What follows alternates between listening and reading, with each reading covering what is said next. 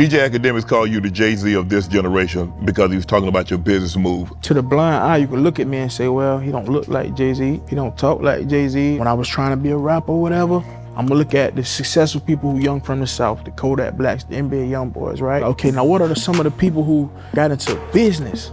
And I studied the Jays and people like that. A lot of these guys with the blueprint, a lot of these guys, they walked and ran, so people like me can fly. All my life, been grinding all my life. Sacrifice, hustle paid the price. Want a slice, got to roll the dice, that's why. All my life, I've been grinding all my life. Look, all my life, been grinding all my life. Sacrifice, hustle paid the price. Want a slice, got to roll the dice, that's why. All my life, I've been grinding all my life. Hello, welcome to another episode of Club Shay Shay. I am your host, Shannon Sharp. I'm also the proprietor of Club Shay Shay. Stopping by for conversation and a drink today, one of this generation's most honest voices, one of the biggest ticket sellers in the culture. He's a Grammy-nominated rapper, a chart-topping Billboard singer. He's one of the only rappers to drop a platinum album 5 straight years. He and Taylor Swift are the only artists to debut a top 10 album every year from 2019 to 2024. He's a multi-platinum songwriter, a massive touring powerhouse who regularly lands on the Billboard's highest grossing rap tours list with sold out arenas. He's built the strongest live connection in modern music with a devoted fan base, an artist, a mogul. He's a visionary entrepreneur, a storyteller, a poet, a performer, a top tier concert promoter for major artists like Kanye West, a mainstream superstar, trap soul pioneer. Florida boy himself, here he is, Mr. Rod Wave. Yo, had to win. How was that? Did I do you right on the intro? Yeah, that was smooth. That was smooth right now. Rod, when this episode drops, it'll be a day before your 28th birthday. And considering 28 years young and you've accomplished so much, I want to toast the first 28 years and beyond. So this is my cognac. For sure. It's called Shea by La Portier. It's a VSOP. Yes, sir. To all the success in 28 years and more. I'm glad you ain't shoot that, cuz. I was trying to see what you were gonna do. No, I ain't gonna shoot that. Oh, Come on now, cuz. Hey, we gonna sip, we gonna have a conversation, go Okay. back and forth. That's right. You good? How you feeling? I'm cooling it, man. Man, thanks for stopping by Club Shay Shay. Sure. Let me ask you this, Rod.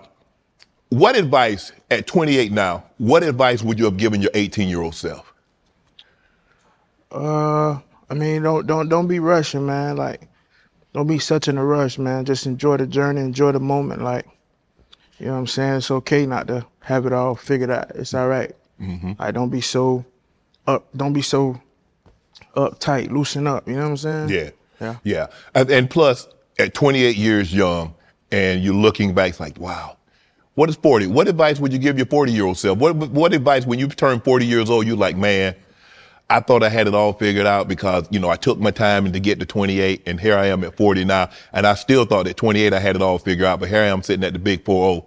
What advice you think you tell yourself?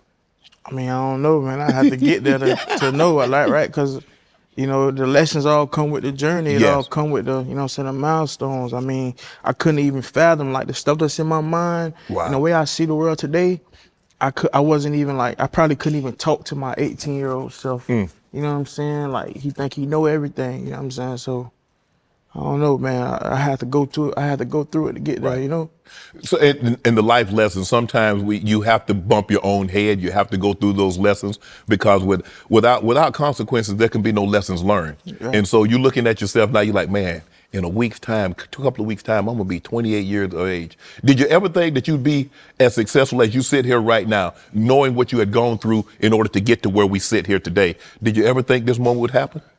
I mean, depending on, like, what day of the week it was. What version of myself, you know what I'm saying? Like, what version of myself we thinking about? Because the level of success that I have, you know what I'm saying, came to find myself in, or that reach the heights that I done reached, I didn't even know was possible. So even as a young guy, I had smaller dreams, smaller goals when I was a young age, you know what I'm saying? So I couldn't even fathom that, When did you start to dream big? When did you start to realize, like, okay, I got this and this is nice, but there's more for Rod out here than this. I can go so much further than where I am right now. Right, I feel like every day as I meet new people and get deeper into business, learning how things operate, learning how the world works, my dreams, they get bigger and bigger and bigger. Like, Right. I've always, but no matter what chapter in my life I was in, my dreams was never normal. You know, they was never even, you know what I'm saying? You know, nobody never really understood it, even when I was young. It was like, you know, I dreamed like a kid, you feel me? Yeah. But I dreamed like a kid, like in kid ways, but I dreamed for grown man things, you know what I'm saying? Like stuff that only time can bring. you feel what I'm saying? So, yeah, but I done came so far, man. I couldn't even. Did you see the fan that went viral? He went viral because he said, "I can't believe that Rod Wave has never won a BET award. He's never won a Grammy." When you see your fan base, and you have a very devout, a very loyal fan base, when you see your fans react like that, how does that make you feel? I feel like my fans, they probably don't see the full picture, you know, because a lot of these programs and companies, they, you know, I've always been up under a rock, right? In this chapter of my life, as I get older and I explore more, you know what I'm saying, I'm starting to network more, you know what I'm saying, Right. and just be normal, basically, you feel what I'm saying? And my fans probably can't grasp the whole picture, you know, because a lot of it may not be, you know what I'm saying, somebody else's fault or whatever. Like it might be a 50-50 problem to where like maybe I'm not interacting enough, or maybe I'm not putting myself out there enough or networking enough. Because you look at what you've been able to accomplish. I mean, you sell out arenas, you sell out your tours, and everybody loves your music. And you say, hold on, that should translate. That should like, okay, if I got great music, I got platinum selling music, I'm selling out shows, and you mean to tell me I can't get no Grammys, I can't get no BET awards, I can't get no, because, and people say, you know what, Rod, and I've heard this, and you know, you say this all the time when you don't win the award. Well, I don't need no awards, but we want validation because when we do something that's really well, you want to be compensated for it. If I have a great album, let me know that I got a great album by rewarding me for that. Yeah, I feel that. That's just never been part of my character. Like I don't really need no. You don't need no validation. The money really and the shows is really all I need. The fans to show up, right, and to be able to live. You know what I'm saying? Live out my dream and get paid for what I do. Right. That's sometimes enough for me. You know, I've never been the center of attention type of person in a normal setting, or just when I was just even a kid, like a birthday party. I ain't never want no birthday parties. Really? I ain't never want to be the center. I come to your birthday party. Right. You know what I'm saying? You didn't want to be the center of attention. I never really wanted to be all the attention on me. You know what I'm saying? Right. I always just been, you know. Right. I don't know if it's an ego thing or if it's a confident thing. I don't know. Right. But just since legit, I never been always just been laid back like that. So. Having been around the game and heard so many, I've heard when PE didn't get nominated, they said F a Grammy. M said F a Grammy. I'm never going again. And we've heard some of the best artists of all time because they haven't received the adulation that they felt they deserved. Yeah. It's like, you know what, later for this. I ain't coming no more. But listening to you talk, you like, that ain't what motivate me. When I do the shows and my fans show up and they show me love and support, that's good enough if I don't win no award. Right, cause get what? The people who really understand how the game work know what I'm doing. Right. These folk know what these numbers mean, what a nigga putting up. So that kind of stuff don't really, you know, it don't really make me or who I am or what I done did. Right. The people who know, who understand what I done built, you know what I'm saying? People in this game, they know the numbers that we putting up and that we doing. So that's all that really matter when it's time to do business and close deals. Right. As long as they know my worth on paper, you know, so that's all I care about. It's a scorching sports summer, and you can make all of your picks on Prize Picks. Women's basketball and baseball are heating up, and every football preseason game kicks off this month on Prize Picks. And with the big tennis slams and major golf tournaments on the horizon, there's no better place for all your summer sports picks than Prize Picks, America's #1 sports pick app. Speaking of the W, have you seen Minnesota's rookie sensation, Olivia Miles? They call her the spectacle. She's super fun to watch. I've been putting her in all of my lineups, basically every game. I can add her points and assists to the same lineup, then add one more player and enjoy the night's game. Plus, I can stack a game winner, spread, or total from the W on the top of my player's pick to get an even bigger payout when I'm right. One lineup, one app. The football preseason is here, and there's no better place to run your game than Prize Picks, America's #1 sports pick app. We've got star players on new teams and rookie class getting ready to take over. And all the while, teams look to get started on the biggest football season yet. Make a lineup with player stats, pick a game winner, spreads, total, and combine your picks in the same lineup, all on Prize Picks, now available in all 50 states, including California, Texas, Georgia, and Florida. Download the app today. Use code Shannon to get $150 instantly in lineups when you play your first $5 lineup. That's code Shannon to get $150 in lineups instantly when you play your first $5 lineup. Prize Picks, America's #1 sports pick app. When you see artists, though, you see Meek Mill come to your defense 2 years ago and said, man, come on now. Stop playing with this man. Big X the plug. And when artists, because I think that's the greatest thing, people that's in the arena, knows what you're doing, say, come on, man, y'all playing with this man. Yeah.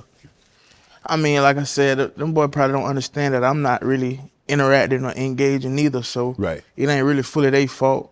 It ain't really fully nobody's fault, you know what I'm saying? I'm not engaging or making myself approachable. Right. Maybe I wasn't approachable enough as when I was coming up, you know? I was, like I said, I've been under a rock for like 5 years. I'm just not coming up out my shell, so maybe they don't understand like the whole picture. I'm not saying it's all my fault. Right. Maybe I wasn't just, you know, maybe I'm gonna just take blame for what I did. You're gonna take responsibility for it. I ain't gonna blame nobody else. So are you making yourself more accessible now? Are you putting yourself out there a little bit more? Yeah, that's what we're working on. We're working on it, man, day by day, man. Right. Yeah, man. Is there an artist that you want to work with that you haven't worked with yet? An artist that I want to work with. Let me think, man. Probably Ed. I want to work with Ed Sheeran. Okay. Yeah, that's probably about it. That's man. it? Yeah. Prince, man. I wish I could have let Prince play the guitar or some shit. Right. Electric guitar. You and NBA YoungBoy did work together. Yeah, I'm a dog. Smooth, cool. Man,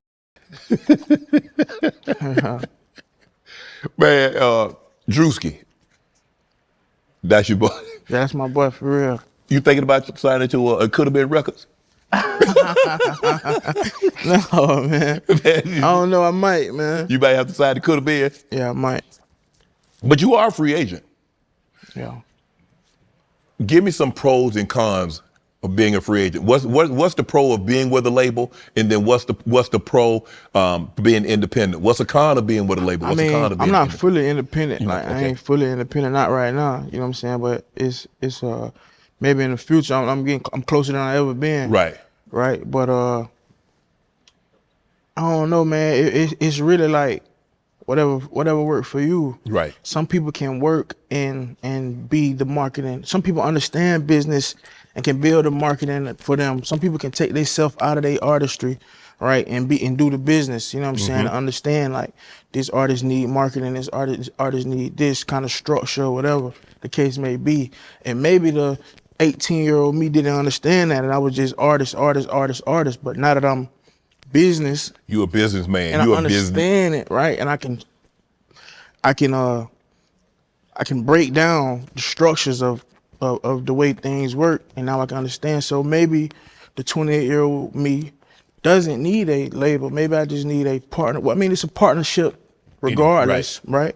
But maybe the terms of my partnership, maybe I don't need all the things that I needed back then. Right. Maybe I got it from here. Right. And maybe we just figure out, you know, because I always do business in good faith. So maybe like all my partners, I've always, you know what I'm saying, continued to work with them, even if we don't got the same terms from the beginning. Maybe we switch the terms around, or we figure something out, you know what I'm saying? Because it's like I said, it's a partnership, but maybe I don't need a 60-40 or 70-30, 80-20, sometimes I become 90-10 because I can do 90% of it. Right. You know what I'm saying? It's because that you've been in the business, you understand the business, and you don't have no problem working. Right. I think the thing is that when you go with a label, they do a lot of the work, they do a lot of the marketing. And the problem with that is that when they're doing a lot of the work, they're taking a lot of the profit too. You see what I'm saying? Because they doing most of the work, yes, right? Most of the investment, most of the... They taking the biggest of the risk. But when you got an artist like me that's kind of like, I'm over creative, I like things done a certain way. Right. Like I'm gonna call all the shots. Like, hey, I wanted to look like this, I wanted to do like this, boom, boom, boom.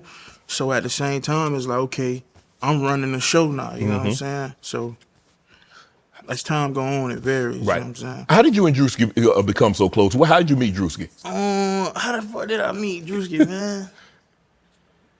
I think Drewski came to the Rolling Loud. I think he was hosting the Rolling Loud one year. I think it was the last year I ever did Rolling Loud. But he came to it, and I just seen how he was rocking with me. And I was already, you know what I'm saying? Like watching from I was already watching. He was funny, like just naturally funny. And then when I got around him, he was just naturally funny, naturally cool dude. And I'm like, man, I like this guy, man. And he not like, caught up in the moment. Like he on the business too. Right. So I really, I really respect Drewski, you know what I'm saying? And I look forward to working with him in the future, you know what I'm saying, on some things, What's your favorite Drewski skit? Well, that's a hard one right there, boy. Was it the pastor when he was flying? That one was crazy. That one was crazy, bro. Cause I got like a, you know what I'm saying? I find humor in everything. Yes. Like, you know what I'm saying? So I remember growing up in the church and just like, buddy, fool, boy, you know what I'm saying? But I think that one and maybe the one where he was like, he was out there with the young crew. He was out there with the young niggas, and it was funny. If I'm not mistaken, I think Kodak is out of his deal. I don't think he has. I think he's a free agent. I didn't know that, man. You might be to go on and scoop him. I'm just saying. Kodak been in the game before me, man. That's okay. He should have learned. I'm pretty sure he know the game. He don't need no label. No, that's you. I mean, you going to. I don't know, man. I don't know, man. You gotta holler at Yak, man. I'm pretty sure Yak got it figured out. Right. Yak, shit, he wrote the blueprint to a nigga like me. Like, little hustlers like me coming up, I ain't think it was possible till I seen him do it. So, you know what I'm saying? I got the game from him, you know what I'm saying? So your music, you own your music, right? Yeah, something like that, yeah. We don't own nothing, man. Nothing really ours. You know what I'm saying? Yeah, nothing ours. You die, you can't take none of that with you. So, is that your thought process? Let me do as much as I possibly can, live as great a life as I possibly can, make sure my family is good as well as they possibly can be. Because then knowing at the end of the day, we all gonna leave it here. After watching a friend go through a loss a few years back, I saw how quickly grief can turn into financial stress. No one deserves that feeling I saw him feel, ever. And I mean no one. No matter what I offered to help, it wasn't enough. I promised my family I would never make them feel the same way my buddy felt. Trust me, that experience watching a friend go through financial stress while grieving changed how I think about protecting my family. Life insurance isn't about expecting the worst, but making sure the people that you love are supported no matter what. That's why here at Club Shay Shay, we recommend life insurance through Ethos. Ethos makes getting life insurance fast and easy. 100% online. You can get a quote in seconds, apply in minutes, and get same-day coverage. How much easier can protecting your loved ones get? Protect your family with life insurance from Ethos by going to ethos.com/Shay Shay. Take 10 minutes to get covered today with life insurance through Ethos. Get your free quote at ethos.com/Shay Shay. That's ethos.com/Shay Shay. Application times may vary. Rates may vary. It's a different time than because I didn't come up with no social media. And to see that kids have to deal with that now, there's a lot of things that it make them so depressed, man. It make they standard like they give them a false sense of what's reality. What's reality? Like if you're not perfect, you're not good enough or whatever. That's not even. None of it's real, man. I studied that too. Like the case study about how depression skyrocketed. I think it was 2012 or 2013 or somewhere around that time when social media really got up and running. You know what I'm saying? Just not in a certain area, city, state, the whole world. Like 12-year-olds and 13-year-olds, man, depression just spiked. You know what I'm saying? Because they was comparing themselves to AI, something that ain't real. Because what happened, I believe, is that all of a sudden it's like if I'm here in Atlanta, I can just compare myself to somebody that's in Atlanta. But then I can see what's going on in Florida. I see what's going on in Texas and California and London and all over the world. Like, hold on. They living like that over there? And then you got some of these people who rebranding themselves on the internet who ain't even really like that in life, in real life. Yeah. So now you comparing yourself to something that ain't even real. You might even just be naturally better than this person at whatever you comparing, right? Because this person done rebuilt themselves on the line. In real life, they ain't talking about nothing. You see what I'm saying? So it's like, it's all smoke and mirrors, man. It is. That's why when they talk about me, I be like, I ain't hiding it, bro. I ain't perfect. Right. Ain't nothing perfect. All y'all laughing and pointing finger, soon as you put your phone down, your reality messed up. You see what I'm saying? So I ain't hiding mine, and I ain't changing because you want me to, or you think it's funny or whatever. Right. I'm gonna change when I'm ready to change. You know what I'm saying? So how long you think it's going to take before people realize that social media isn't reality? Because social media right now is a lot of people's reality. Man, social media, like, people used to wake up and open a newspaper. People used to wake up and cut the news on. You don't tap into life till you pick your phone up. Like, people look at their phone before they brush their stinky ass mouth, man. You know what I'm saying? So it's just reality, bro. You know, that's reality done faded, man. It done blurred. What happened to that Boosie incident? It's like he threatened to sue you about a lyric or something. Boosie on fire, man. I don't know what's Boosie on fire, man. I had the Boosie fade, man. That shit crazy, man. You had the Boosie fade? Man, I had the Boosie fade, man. You gotta put the picture right here next to me. We gonna find it. We gonna put it up there. I'm gonna give it to you. I had the Boosie fade, man. That shit crazy. I just was showing love, you know what I'm saying? But he didn't take it as that. Nah, I guess he didn't, man. But it's so crazy because, like we said, like, you know, growing up in certain, like, my adolescence, you know, the people that I looked up to, like, the real guys in my life, like my dad and my uncle, them boys were gone, them boys were up the road. They stood on whatever business they was on. So the TV screen, the YouTube or whatever was our role models, you know what I'm saying? And everything they talked and preached and did, we lived. You see what I'm saying? Yes.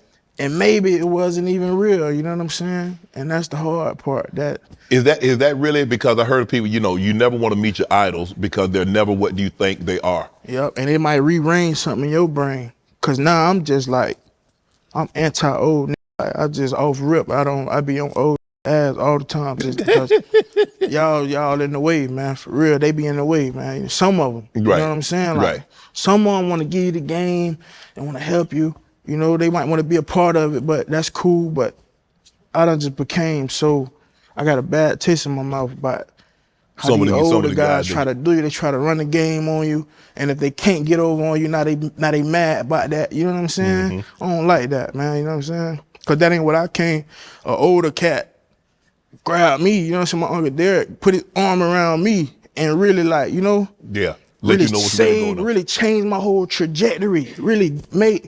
He really did something positive. Like, without Uncle D, it wouldn't be no Rod Wave, wouldn't be no 5 years platinum, wouldn't be all these millions of dollars, wouldn't be all these kids and all these charities. It wouldn't be none of this stuff without one older guy who had already been through it and did it.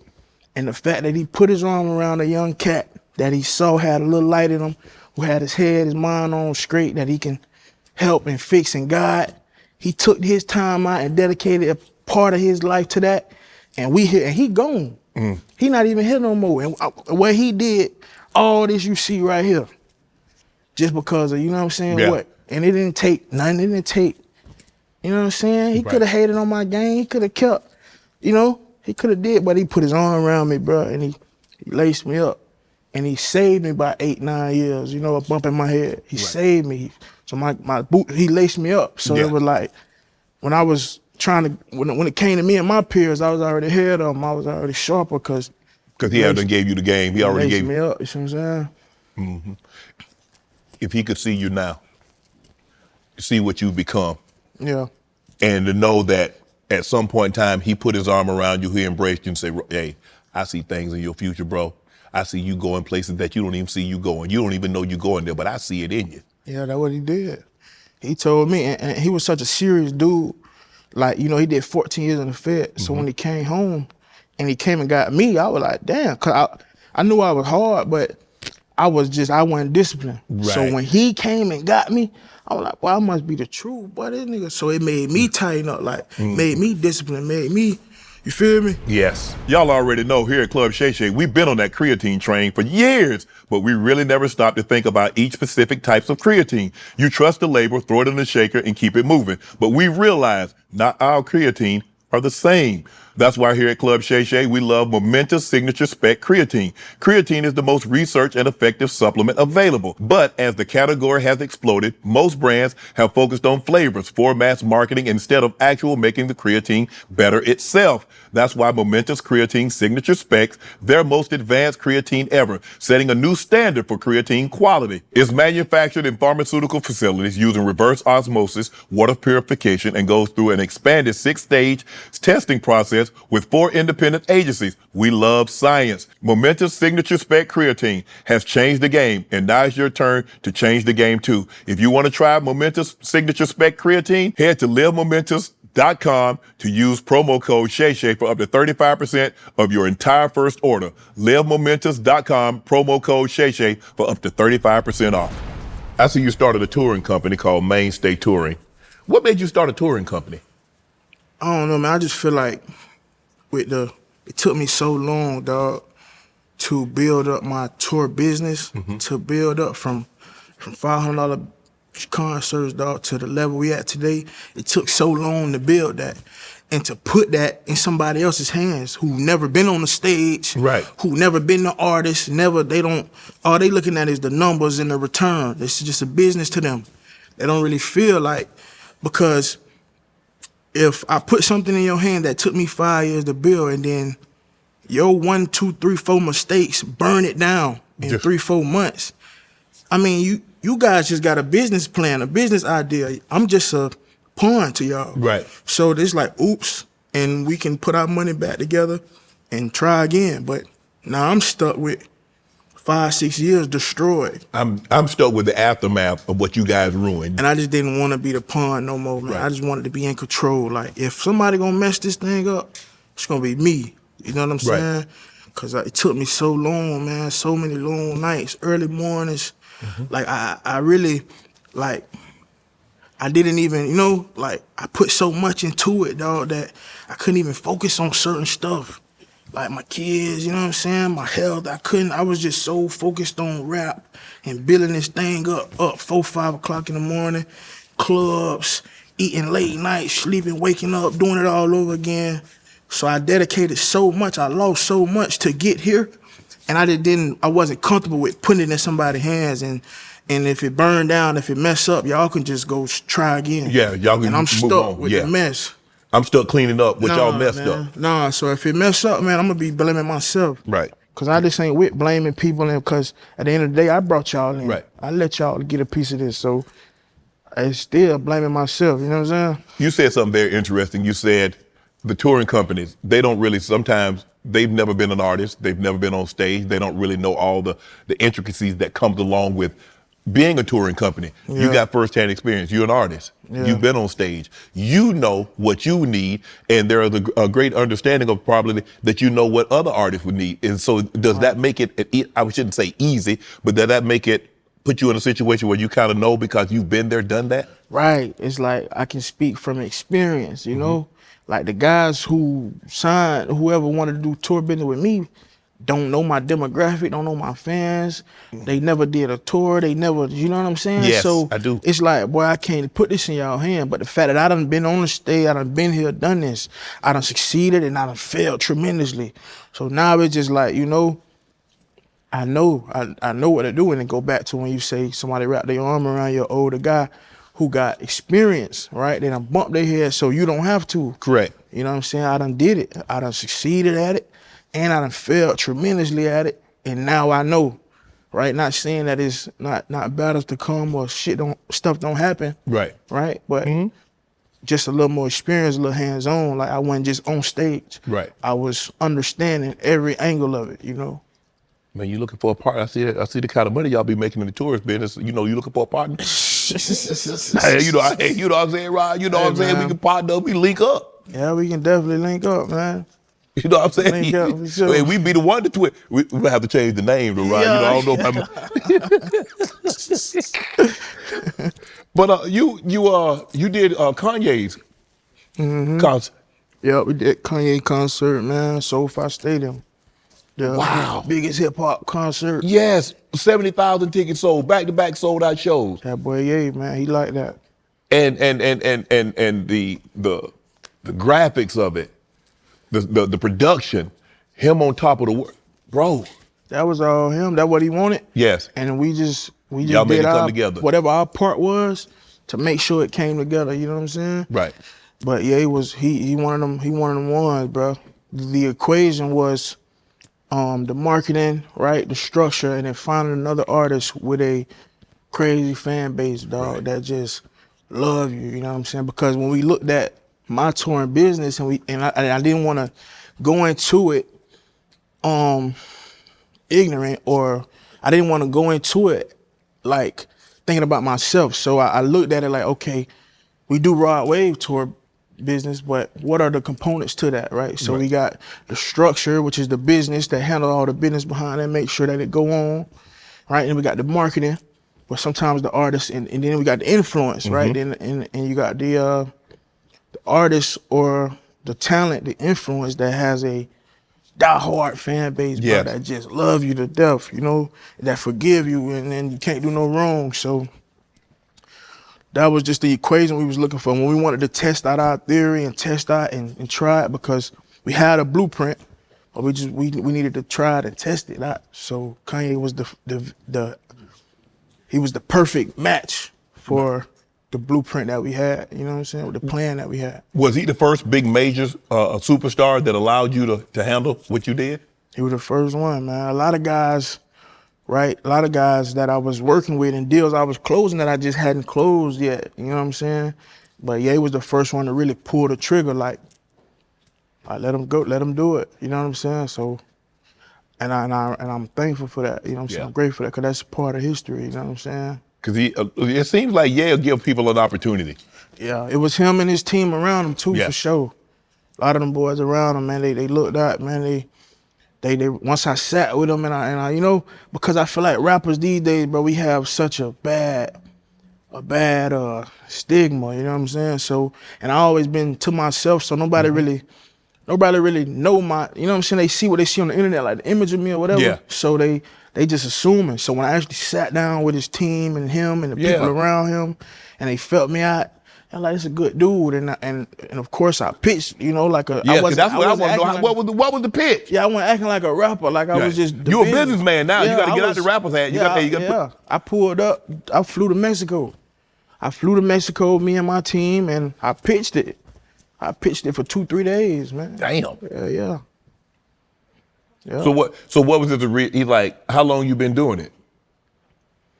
That what he asked? You asked me that what he asked me? Yeah, it was something like that. It not only how long you been doing it, but once they understood that I've been doing my own thing, so all the stuff you seen about Rod Wave, that's what me and my team, that was all me. So once they saw the mechanics of that's my fault. Once they saw the mechanics of my business, and they were like, oh, you was woo. Oh, yeah. And I told them how I was trying, so I had to give them the plan, the whole 360 of it, like, this is what we plan to do, this is how we gonna do it, this is how we gonna market it, this is how we gonna boom, boom, boom. So I showed them the insides of my business, and then I showed them what the plan was, you know what I'm saying? And I mean, they made a business decision, bro. They felt like I could do it. They felt like me and my team could pull it off. And we showed them we could, you know what I'm saying? But the thing is, Rob, how did you have the confidence? Because there are some of his overseas shows that were canceled because some of his previous remarks. How were you so confident that you could pull up a show off in the U.S.? I just knew he had that fan base, dog. And I feel like, bro, people make mistakes, man. Yes. People make mistakes, people say things. And I was paying real close attention to the business, right? Because I saw like his response to a lot of things and how he was making apologies and meeting up with people to try to, you know what I'm saying, for forgiveness for what he did or what he said. And to be honest, man, I'm just one of them people, dog. I know people make mistakes. People do things sometimes that they don't say things they don't mean, or they do things they didn't mean. So I didn't really, you know what I'm saying? I come from that. So it wasn't like, you know, some people grow up different, you know. I grew up with people who made mistakes. I know people who lost their life at 17, got 30 years, you know what I'm saying, for a 2-minute decision. So I didn't really, it didn't scare me away, you know what I'm saying? It didn't scare me at all. What do you think is the biggest hurdle in putting this tour together? What was the biggest hurdle you had to overcome? For my tour? Yeah, no, for Kanye. Oh, okay. Yeah, for that concert, the biggest hurdle, I don't know, man. Probably was just the production, really. Right. Cause, you know what I'm saying? Bro had a crazy production. He always crazy. That's what really scared me. His for production real. is always over the top. Yeah, but he gonna be flying through there. He an astronaut. He standing on the top of the world. He walking on water. Yeah. He got a vision though, man. And you gotta respect. You gotta respect it. You gotta respect that, man. So that was always, you know what I'm saying, that's what I was the most nervous about, because I knew that was something I had to respect, because I'm an artist. Yes. You know what I'm saying? I done been in that seat. So whatever my vision is, man, that's y'all job to make sure. But he got his own team too that makes sure. So I was nervous in the beginning, but once I realized that he had his own team and they was gonna make sure he was good regardless, then I kind of was like, okay, well, this shit easy, open and close. You guys got some similarities. Both of you almost lost your life in a tragic car accident. That's right. That's right. Yeah. Did you guys bond over that? Did you talk? Did he share his story? Did you share your story? That's something that never came up. Nah, man. I just came in, handled the business, and really got up out of that. The kid in me wanted to, talk with him about music, and I actually asked him something about beats and stuff, and I'm like, man, I want some beats from you. And I was like, but not my kind of beats, like whatever you think would be cool for me. Like, I want some beats from you. And he was like, yeah, oh, okay, yeah. Right. But I didn't really get that involved. It was business. And I respected that. You know, I Yes. came in, handled the business, and I got up out of that. I just wanted to be professional as possible, so I didn't even steer away from why I came out there, you know what I'm saying? Hey, what's up, y'all? It's your favorite Doug here, and thank you, Ro, for sponsoring this video. Now, you know what I've always believed? The biggest moments don't make you. They reveal whether you're prepared or not. Nobody waits until kickoff to start stretching. The work is already done. The preparation has already happened. Long before the lights came on, it's no different than getting ready for the bedroom. And that's why you don't want to get caught in your own head. And when it's time to perform, you want to be present. Enjoy the moment with the confidence that comes with knowing you're ready. That's why I like Rose Sparks. They get you erect in 15 minutes on average, and they dissolve under your tongue and last up to 36 hours. So when that moment strikes again and again, you're ready to perform again and again. Every time. That's a dub, baby. So if you want to get erect fast, be ready for sex up to 36 hours. See if prescription Rose Sparks are right for you. Ro connects you with a medical provider 100% online, and if approved, treatment ships directly to your door. If prescribed, new sexual health patients get $15 off their first order of Rose Sparks on a recurring plan. Connect with a provider at ro.co/Shay Shay to find out if prescription Rose Sparks are right for you. That's ro.co/Shay Shay for $15 off your first order. Sparks is a compounded drug product. Compounded drugs are permitted to be prescribed under federal law, but are not FDA approved and do not undergo FDA safety, effectiveness, or manufacturing reviews. For full safety info, go to ro.co/safety info. Your experience with the car, what did you learn from that experience? That any second, any second your life can change, man. You know what I'm saying? At any second, dog. I was supposed to be, my kids was NICU babies, so they were born early and they was in the hospital. But at the same time when they were born, Rod Wave was born. So it was it was a lot going on in my life, and I was just spending so much time on the Rod Wave stuff, just enjoying it, riding around with my homeboy, living fast, living. And in an instance, it was just like, damn. And when I got into the accident, I went to the hospital and I just was like, damn, I still ended up at the hospital, you know what I'm saying? And my babies, and this is where I'm supposed to be anyway. Wow. So I was just like, man, you know what you was in the same hospital that your kids were in. You feel me? So it was just like, no, not the same hospital, but it just like, I ended up in a hospital. So I was just like, you know deep down what you're supposed to be doing, like you know the right thing. Mm-hmm. Sometimes we try to ignore it and act like you'll find excuses for ourselves, but you know what you're supposed to be doing, dog. Yeah. And sometimes, every time I ignored that, you know what I'm saying, I got put back on track the hard way, so. Did that situation make you more cautious? Did that make you more like, you know what? Life ain't just fun and games. I got to take this thing serious, because in an instant, as great as I am, I'm on top of the world. Yeah. It can start right there. It can start right there. So just like that, it can change, man. It gave me a sense though, like it gave me some kind of confidence though, like I'm supposed to be here, because I know people who, you know what I'm saying, who wasn't as lucky, didn't get no second chance. Some people lost their life, some people lost their mobility, some people lost limbs and stuff. So it just made me feel like, man, you know, I got a purpose here and I need to start focusing in on that, dog. You know what I'm saying? When Rod got money, what was one of the first things that he bought when he got some money? A car. I bought 4-5 cars. Oh, Rod, you could only drive one. Man, I did a lot of walking, man, when I was young. Did a whole lot of walking, man, riding bikes and stuff, man. I saw a lot of cars ride past me, so I didn't just buy no luxury cars. I bought regular cars too. I bought Hondas, coupes, and stuff like that. You got a donk? You bought a donk? Yeah, I built one. Yeah, I definitely did it. Really, my uncle built it. Right. You know what I'm saying? But I let him manage it. But yeah, I got one put up. Yeah. Do you think that you say I bought like 4 or 5 cars? What's your worst purchase when you got some money? What's the worst thing you sit back and look like, man, why the hell did I buy this? I don't really think I made no bad purchase, but I know I did. What was the worst thing? Probably when I put them diamonds in my mouth, man. When I put that you put that grill in my mouth, man. I don't want to. Like me and my partner, we went up there together to do it. Yeah. But the whole time I'm waiting for the moment that's like, yeah, this is why we do this, because the whole time I'm like, why the fuck we doing this? Like, it didn't feel good. It didn't feel. It looked cool. Right. But that shit hurt, man. That shit hurt to this day, bro. I still got. So hold on. Can you eat with grills? Yeah. Or you got to take them out? No. I had them permanent. You know where I'm from, we don't do no grills, man. You either gonna go or you ain't. Get out the way. So. But the Florida boys normally get them all goals though. Yeah. I skipped a step. You went straight to the dimes, huh? I broke the glass, man. I skipped a step on them, man. But some of my partners and my brother, they had goals. And, yeah. You know what I'm saying? Made their teeth real real small. Yeah. You gotta file them down. But when I was younger, when I was like 14, I had some grill. My mom used to tell me, man, take that shit out your mouth, woo woo. And she's like, boy, don't ever put that in your mouth. You got good teeth, son. Don't do it. Right. And I just was like, man, Mom, I got to do this. I've been wanting it too long. I've been faking too long. So when I got the money, I was like, man, I'm going. So all of us went. We all went to Houston. Shaved my teeth, all that shit, all the drilling in your mouth. I just didn't understand why I did that shit, dog. Man. But I had to do it. What have you learned about money? Oh, that if you don't respect it, boy, it'll get up out of it. It'll get up out of it on you. But I've always respected it. I always try to, and I didn't learn that from I learned that from other people, watching other people, and that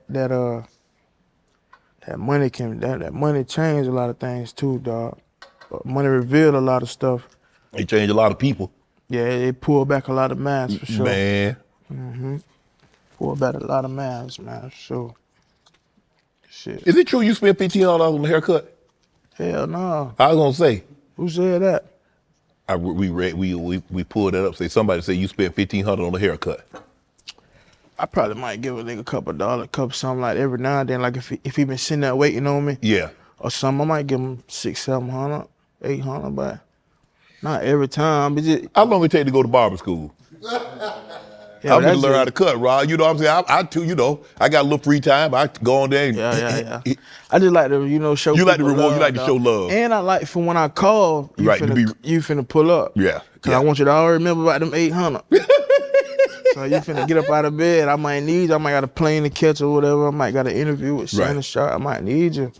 So you call your guy. You called anytime. Ain't no telling. Hey, bro, I need this.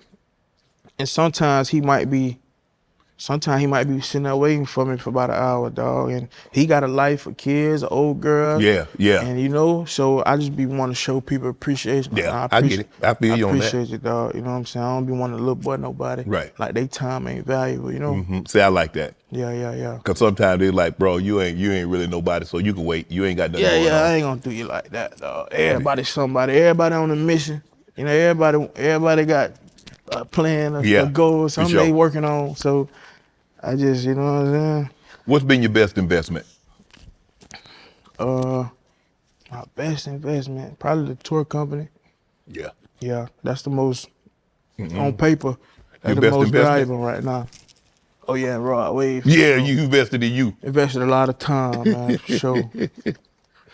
Your merch business took off. Yep.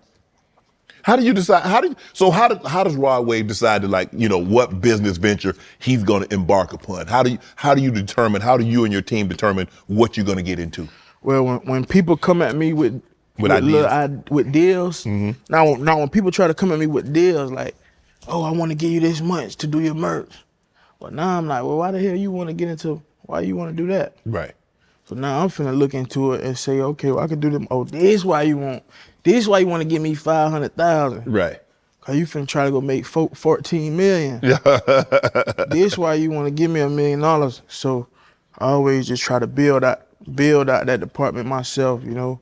And instead of you giving me 500, I'ma spend 150 of my money, you know what I'm saying, and build it out myself. So just don't even take the deal. I'ma just build it out myself. You know what I'm saying? So you have an idea. You and your team, you guys have an idea of what you think it should be. So he tried to get the quick fix, give you 500, then he turn around and flip that, get tenfold that. Yeah, cause why you trying to give me cash all of a sudden now? Right. You want to try to give me cash back when I needed it, when I was walking. So you want no big bundles of cash just falling out the sky then. So I had to sit back and look at it like, why you want to bring me all this cash? It's because you got an idea, a plan. You done already did calculations in your head. So right.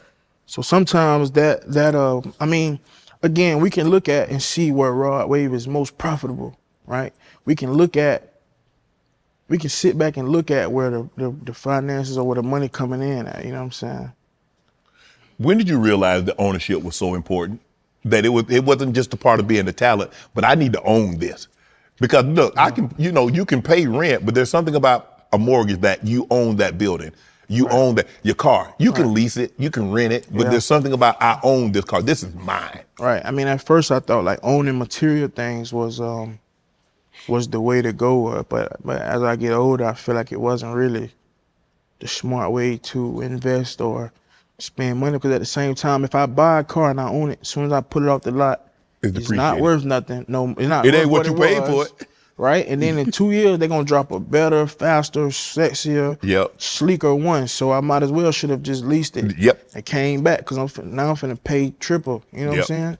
But owning businesses or owning, you know what I'm saying, equity or whatever the case may be, now you talk about being able to network and build relationships and raise money and meet guys that's on what you own, that's on the same path that you own or got similar ideas that you have, you know what I'm saying? So having ownership of stuff like that is very important, you know what I'm saying? Yeah, for sure. A young rapper. So if somebody came to you and said, you know what, Rod, I just made my first meal. How you think I should handle it? What should I do?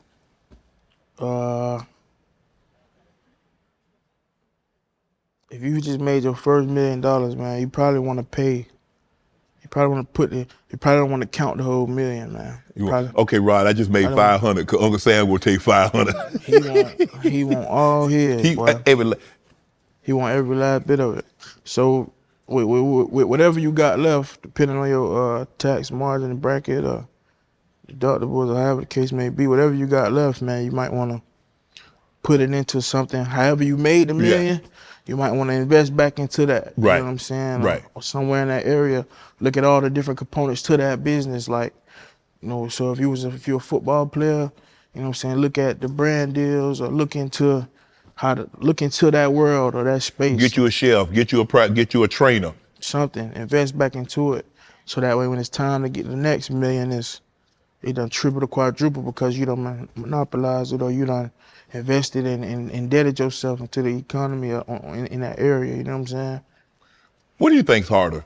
Trusting someone that you knew before you made it or trusting someone after you made it? Somebody before you made it might feel entitled, you know what I'm saying? So they might feel like you owe them some, or they might be hiding, you know what I'm saying, how they feel or hiding or biting their tongue or because they think they know how you think. They done been around you, they know. So sometimes, but trust is earned, man. I don't give a fuck if I knew you for 2 years, 2 days. Trust is earned. Trust is built. You know what I'm saying? I start off by not trusting nobody, and then after a while, you know what I'm saying, it build up. What is something that you realized that money can't fix, money couldn't solve, money couldn't help? Money can't. I mean, you can't press rewind with money. So, you know what I'm saying. You still got to, even with money, while you got money, you still have to be mindful of the way you treat people, the way you handle business, the way you do things, because money can't erase nothing. You know what I'm saying. You could try. Yeah, but for it's sure. always gonna be a stain. It's always gonna be a smidge. It's always gonna be some sort of evidence that it was there. So you can't just erase nothing. Right. You know what I'm saying? So money is not God. Money ain't, you know what I'm saying? You can't just, It ain't the end all be all. you feel me? So you still have to be mindful how you act, the way you treat people, things you do, dog. Some stuff you can't, you know what I'm saying? Was that a conscious decision of you that, like, because it seems like, okay, we've seen people that, but I think money make a person more of what they already are. I think your nature, your temperament, you're a good person to begin with, so money didn't change you. People think, well, money changed him. No, he was always like that. He was just never in a situation where he could give you his butt to kiss, or he or she could give you their butt to kiss. Now they got money, they can give you their butt to kiss. They're doing what they always would have done had they got this money. Right, that my uncle used to tell me that. He just send me little quotes and stuff like that. Like, money don't change people, it just bring out who they really is, you know what I'm saying? So if you was a cool, good-hearted dude, and maybe I didn't happen to give it to you back then, but now I'm scrapped up, so now I can look out for you, or it ain't nothing. And some of my partners will be like, man, you gave that nigga too much, man, or you did too much. But that's always been my heart, like, and I feel like that played a major part on why I'm here. Why God gave it to me, because he know my heart. He know that I'm gonna look out for people who probably can't look out for themselves, you know what I'm saying? You started a sports agency. What made you decide to start an agency? I just looked at my edge in the business, you know what I'm saying? When I got into the tour business, I started meeting a lot of while I was out on the road, I started meeting a lot of the players, and I didn't even know who they was, but some of my partners who into sports would tell me, oh, that's such and such, or that's the quarterback, or that's, well, he the number one, woo, woo, woo. So when I was out on tours and stuff, I started mingling and meeting people after the shows, backstage or whatever. And I just realized the impact that I had on it. And I was like, man, it'd be cool if I got into it, but that ain't what pushed me into it. What pushed me into it is when I realized that 60, 70% of them, you know what I'm saying? When it's over with, they money, they everything, they be stripped of it. And you know, football, bro, they get banged up so much, dog. They dedicate so much to that. You know what I'm saying? For them to be in them kind of predicted situations after they done, it's crazy. It is. You know what I'm saying? And I just feel like, man, I just wanted to get into it because not only the older guys who I was meeting out on the road was, you know what I'm saying, really into my music and stuff, but there was a lot of young cats too. Yeah. And my partner John, or some of my partners around me, will bring these younger guys around me, and I'd be like, what you do? And he like, oh, I play for such and so. I'm the number one. I'm the number 4, 5, 6. You know. Yeah. So I'm like, damn, you know what I'm saying? I be looking and they be asking me certain questions, and I be like, dog, I could really help people. You know what I'm saying? I just feel like that's it. That's who you're a helper. I'm here because somebody helped me, dog. Yeah. I'm here because somebody put their arm around me. I'm here because somebody introduced me to a person. I'm here because somebody, you know. So that's just my debt to it, dog. You know what I'm saying? That's what I owe to the game. You know what I'm saying? Can a person be too nice when they have money? Can they give away too much? Can they do too much? Yeah, you don't want to be taken advantage of, because that exists too. There's people out here who trying to. For sure. Because just because you nice, it's a lot of people out here who ain't get a chance, or who ain't get they wasn't 6'8", they can't slam dunk, they can't throw a football, they can't rap, dance, or sing, so they only hustle from the beginning was getting over. Yeah. Picking up the crumbs. So you gotta be careful, be mindful, dog. Yeah, that's my therapist told me that. My therapist say, Shannon, just because you're not like that don't mean there aren't people out there that aren't like that. It's people who out here who like that. You know? For sure. All day, every day. Yeah. And it's more of them. Yes. Than good people. Correct. You know what I'm saying? It's probably about 90-10, you know what I'm saying? Probably 95-5, dog. So okay. I'm a top 10 pick. I want to sign to your agency. Give me a pitch. How you gonna make sure I keep my money? How you gonna make sure my family, when it's all said and done, that when I'm done, walk away from the game of football and say 10, 12 years, I walk away from the game.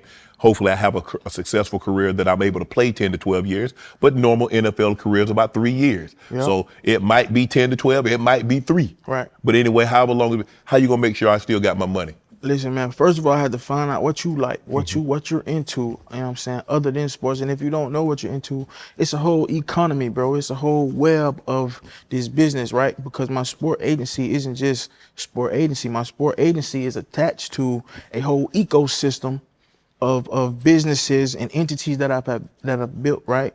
Medias and commercials and shooting and financial services. Okay. Right? And I got a team, a staff of over probably 60, 70 people that's gonna be well over 100 in the next year. And whatever you wanna do, we can build that business, we can do that, right? In financial services and putting your money up and investing your money, right? Making sure you paying your taxes, making sure you putting your money up, and whatever you're into, whatever you like to do, whether it's soul fly chicken or you wanna do a restaurant, you wanna do a high performance water, you wanna do a tequila, do you understand the components, the structure, what goes into it? Yeah, it's a lot of work. To building a successful business, right? The 3 components of finances, right? The structure, that's the workers, the guys, the CFOs, the COOs, right? And then the influence. Right now, you just the influence. You don't even have to be the finances. Right. Just because you got 50 million, little bro, don't mean you got to burn a hole in your pocket. You don't understand how to go raise money. Just because you got the money don't mean it gotta, once you got because cash is king in America, Correct. right? You got cash, that's it. Right. That don't mean you gotta spend it. Right. That don't mean, okay, you wanna buy some laundry mats, little bro? You don't gotta spend your money. Yeah. We're gonna show you how to maximize this. Banks will give you money if they realize you don't need their money. That's right, JP. Now, if you go to the bank, you let you really need, man, you know what? My daughter, my son got to go to the hospital and I really need this money. They ain't gonna give you nothing. But do you understand how to leverage that though? Do you understand that you don't need your money? Do you understand that you can put your money in and get this and same, borrow against it? You feel me? But this stuff that I learned, this stuff that I have learned, that I've practiced and that I'm doing. You know what I'm saying? That I have a team of guys that we're building a whole ecosystem, bro. Right? You wanna do a high performance water? We got the production company to shoot the commercial. Right. You know what I'm saying? We got the creative directors to put it together. We got the CFO, the COO, the people who gonna run it to make sure. You know what I'm saying? We're gonna raise $10 million in 10 days for you. You know what I'm saying? So it's just like, and then once you learn this, bro, at any given time, you can learn this game and go do it yourself. If you feel like you're not rocking with this, or you feel like, oh, I can do this, I done learned it. That's good. As long as you learn, as long as I was a part of changing the trajectory where you're going, because that number is too high, bro. 60, 70% of them end up bankrupt. They bankrupt, dog. They messed up by the time they done out the league. That number way too high, way bro. Too high. It's way too high, bro, for y'all to be. Because some of them, that's all they knew. Yeah. Slamming the basketball since they was in middle school, high school, college, the league, and now what? And sometimes not paying attention to your finances. That's just like me too, though. But I didn't know nothing else but music. So when I got the money, I didn't know how to do nothing else. I tried all the other stuff. When I was coming up, I failed at it. So when I got into music, I was real like cautious and aware of, you know what I'm saying, that the worst case scenario. Right. What if it stopped today? Now what? You know what I'm saying? Thank God that we did 5, 6, 7 platinum albums and that we toured 5 back to back. Thank God, right? But I've always been ready for it can stop right now today. I'm ready. Mm-hmm. Let's do it. You see what I'm saying? Right. So is you ready for that? Is they ready for that? If it start right now, tonight, if it start. Right. Shouldn't your destiny shouldn't be in nobody else's hands. Like they can just snatch that away from you.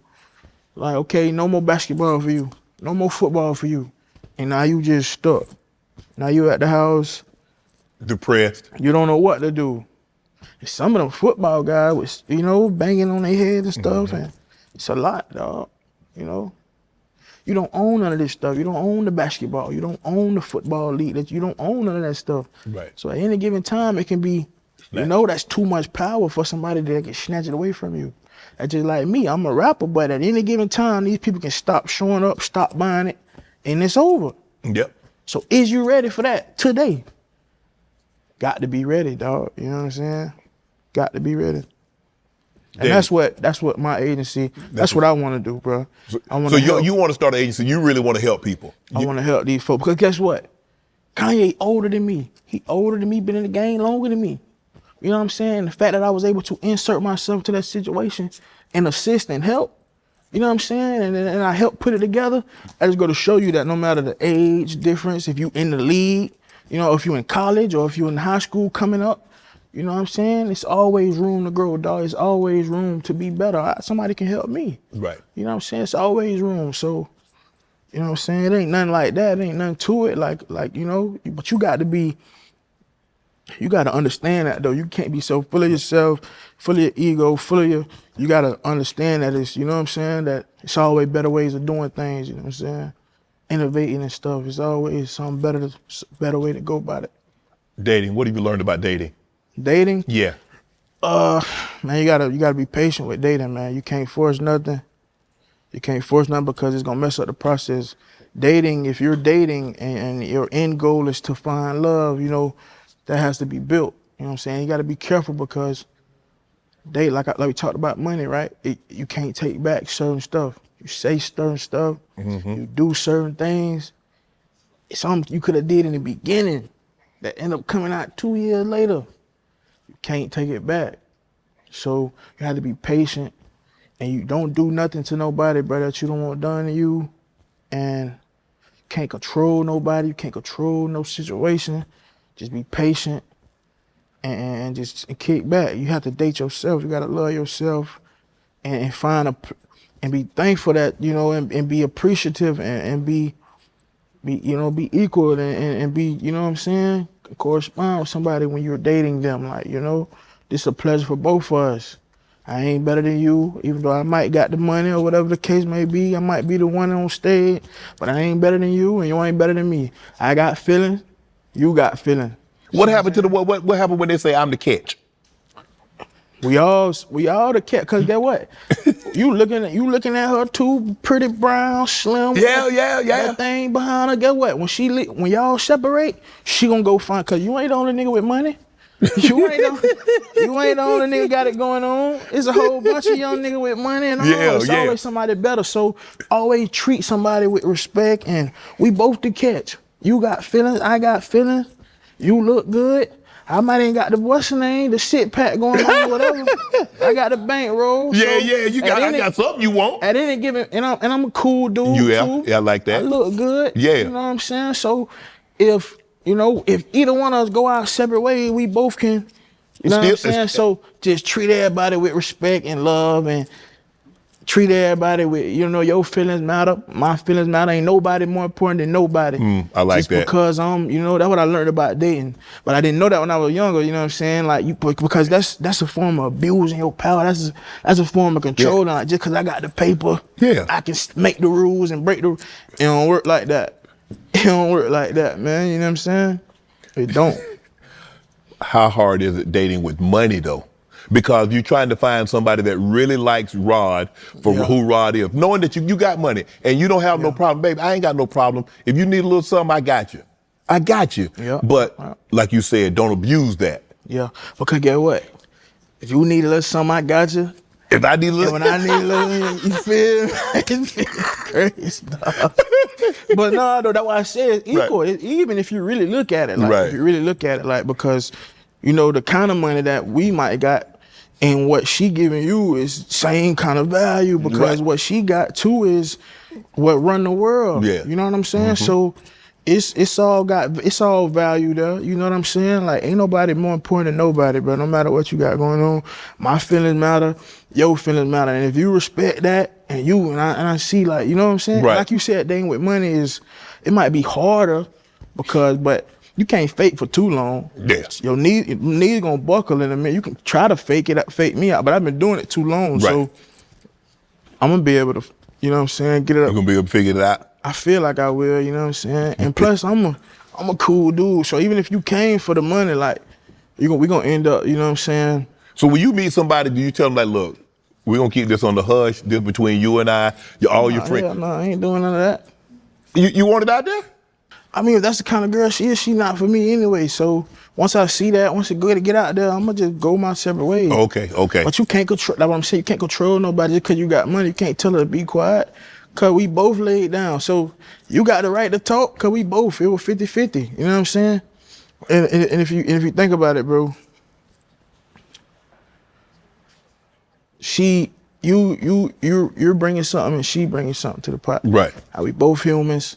We both got a life. We both got families. We both got whatever. Ain't nobody more important than nobody. Just because you got a couple dollars. Cause get what? She might be looking at me cause I got a couple dollars, and I might be looking at her cause she got a nice shape or she got a pretty face. But afterward, then it's gonna turn into, damn, I really like this girl. She cool. Right. Damn, I like being around. So now it's deeper than surface. Yes. You know, because deeper than physical you can't attraction. blame no girl. You can't blame nobody for what first attracts them. Yes. Because guess what? As men, that's what we got something that first attracts us. Whether what kind of guy you is, what you look at, feet, face. But we got to be body. honest though, because everybody talk about it's the personality. If you're not attracted to that person, you don't even know how you know what type of personality they got if you're not attracted to that person physically. Yeah, that's what I'm saying. Everybody got something that draws people in. Yes. Nobody. That's why I don't really, when people always talk about money or whatever the case may be, so if she came for the money, so I came for the shape, the She came face, for the whatever. money, you came for the honey. I mean, so it's like once we get past that, right. Now do we got something? That's right. what matter. If we can't get past this, then we wasting time. Like, cause right. this is simple. This is easy. You know what I'm saying? Cause I already got the money. I had the money for a minute. You done looked good all your life. Right. So it's like, this the surface. You don't know what mind I'm breaking saying? bread with a shawty? I mean, I'm in a relationship. Oh, you got a know what I'm relationship? saying? Yeah, I'm in a relationship. Yeah. So, you know what I'm saying? I ain't never been single. So, but I've always, you know, you've already had, always had some. handle the business because she gonna handle the business. You know what I'm saying? So we gon' handle the business. I like that. You know what I'm saying? As long as we both handling the business. Right. That's it, man. I'm gonna do my part. She gonna do her part. How do you get over heartbreak? How you deal with a breakup? Because this is what I tell people. I say breaking up is easy to do when you're the one wanting to do the breaking up. Yeah. But it's not. It's when the other person wants to break up and you're not ready for that relationship to end. Yeah. That's when it get hard, Rod. Because it's easy to like, man, I ain't happy no more. Yeah. You done found somebody else out there to look a little bit more attractive, got a little bit, blah, blah, blah. But when all of a sudden she say, well, Rod, I ain't happy here no more. And you know what, I think it's best that we go our certain way. Nah, babe, hold on. What can I do now that I wasn't doing before? I don't know, dog. I ain't never been in that situation. Then you ain't never been heartbroken? Yeah, I done been heartbroken, but I ain't, let me think back.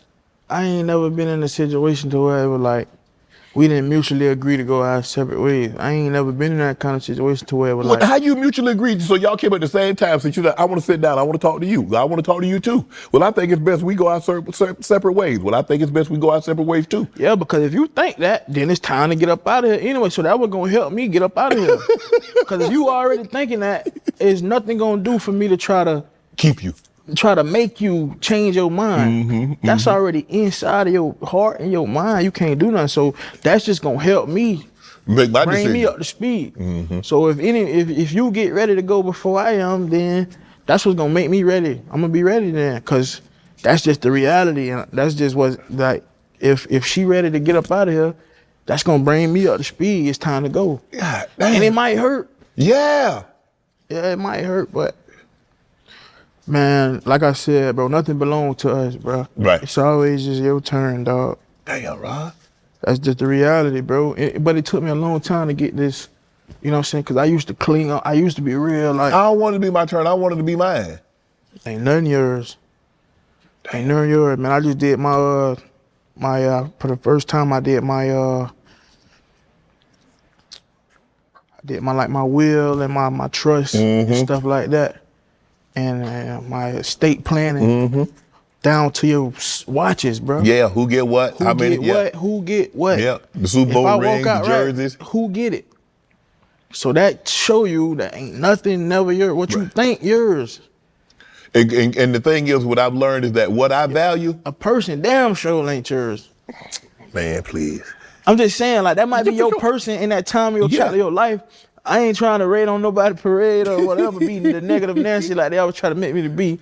But that's just how I got over it. That's how I react. You're right. Once I got old enough to look at it and once I got old enough to like, that was the way I had to grasp it, because I used to take it real hard and I used to let it affect my work ethic. I used to let it affect me. So that was the way I had to tell myself and train my brain, like, ain't nothing or nobody, never yours.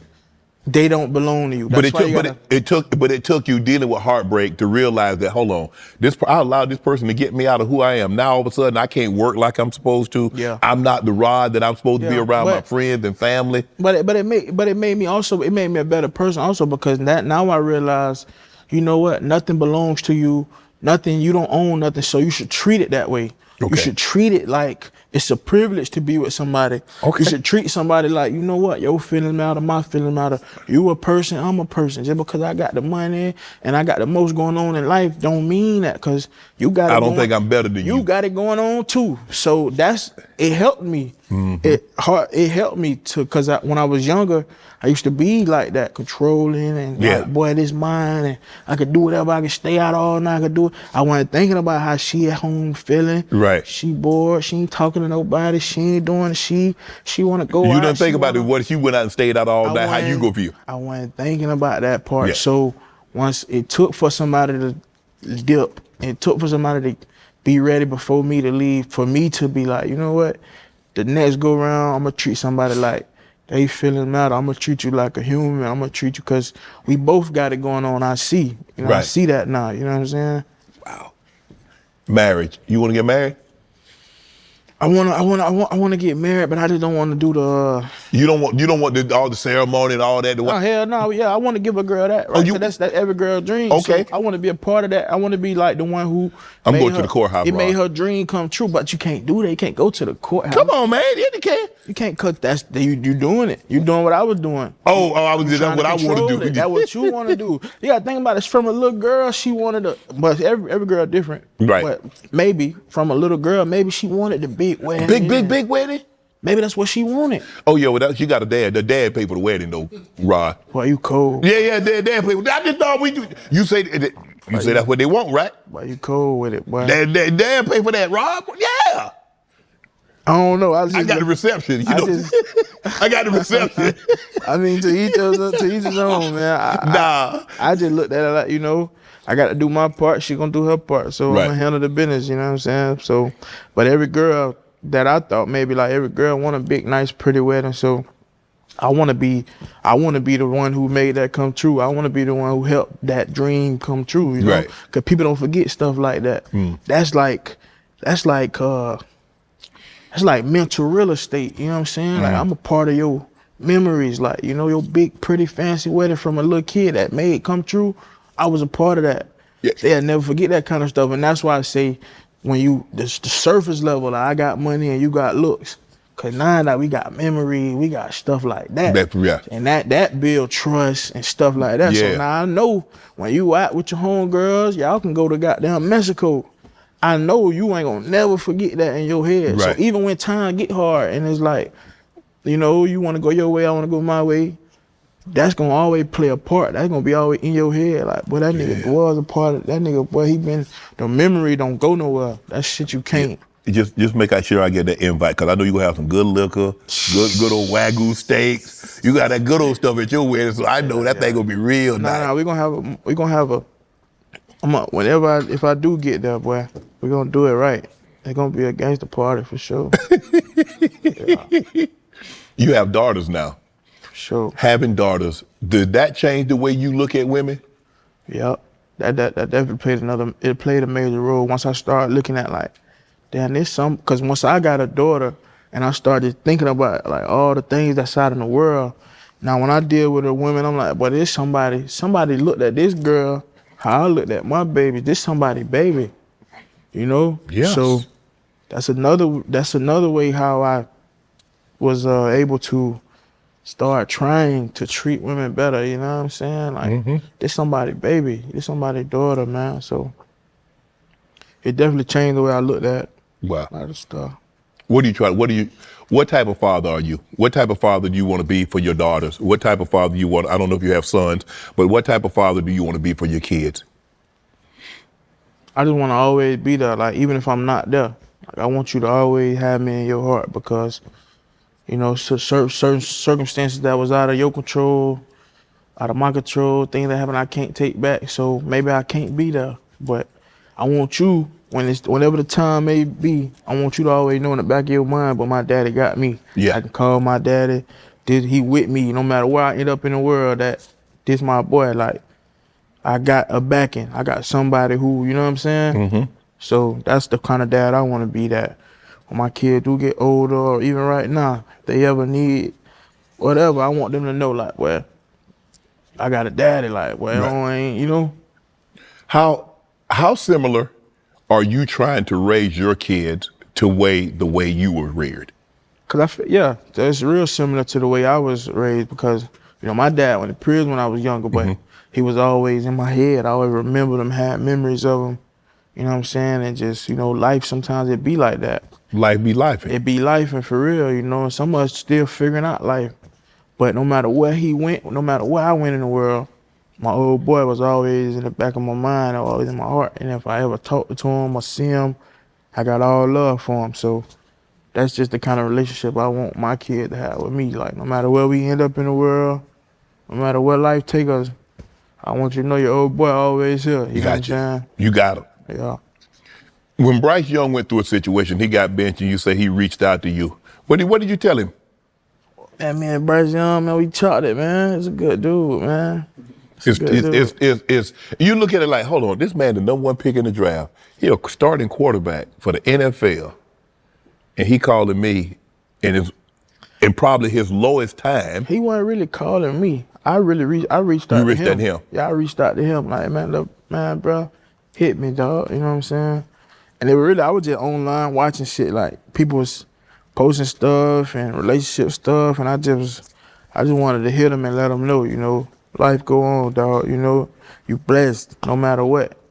You know, nobody, no person know your value. You know what I'm saying? Right. That don't make you who you is. You blessed. You know what I'm saying? This is what you always wanted to do. You know what I'm saying? So I reached out to him, and then we talked, and you know what I'm saying? People just do the most about it. You know what I'm saying? I wish I would have never even publicly did it. But when I went to write him on Instagram, it didn't let me. So I just put it on my story. Right. And when he hit me, I took it down. But people taking a run with it all the time. But it's a good young dude, man. And he made me a real Carolina Panther fan. You know what I'm saying?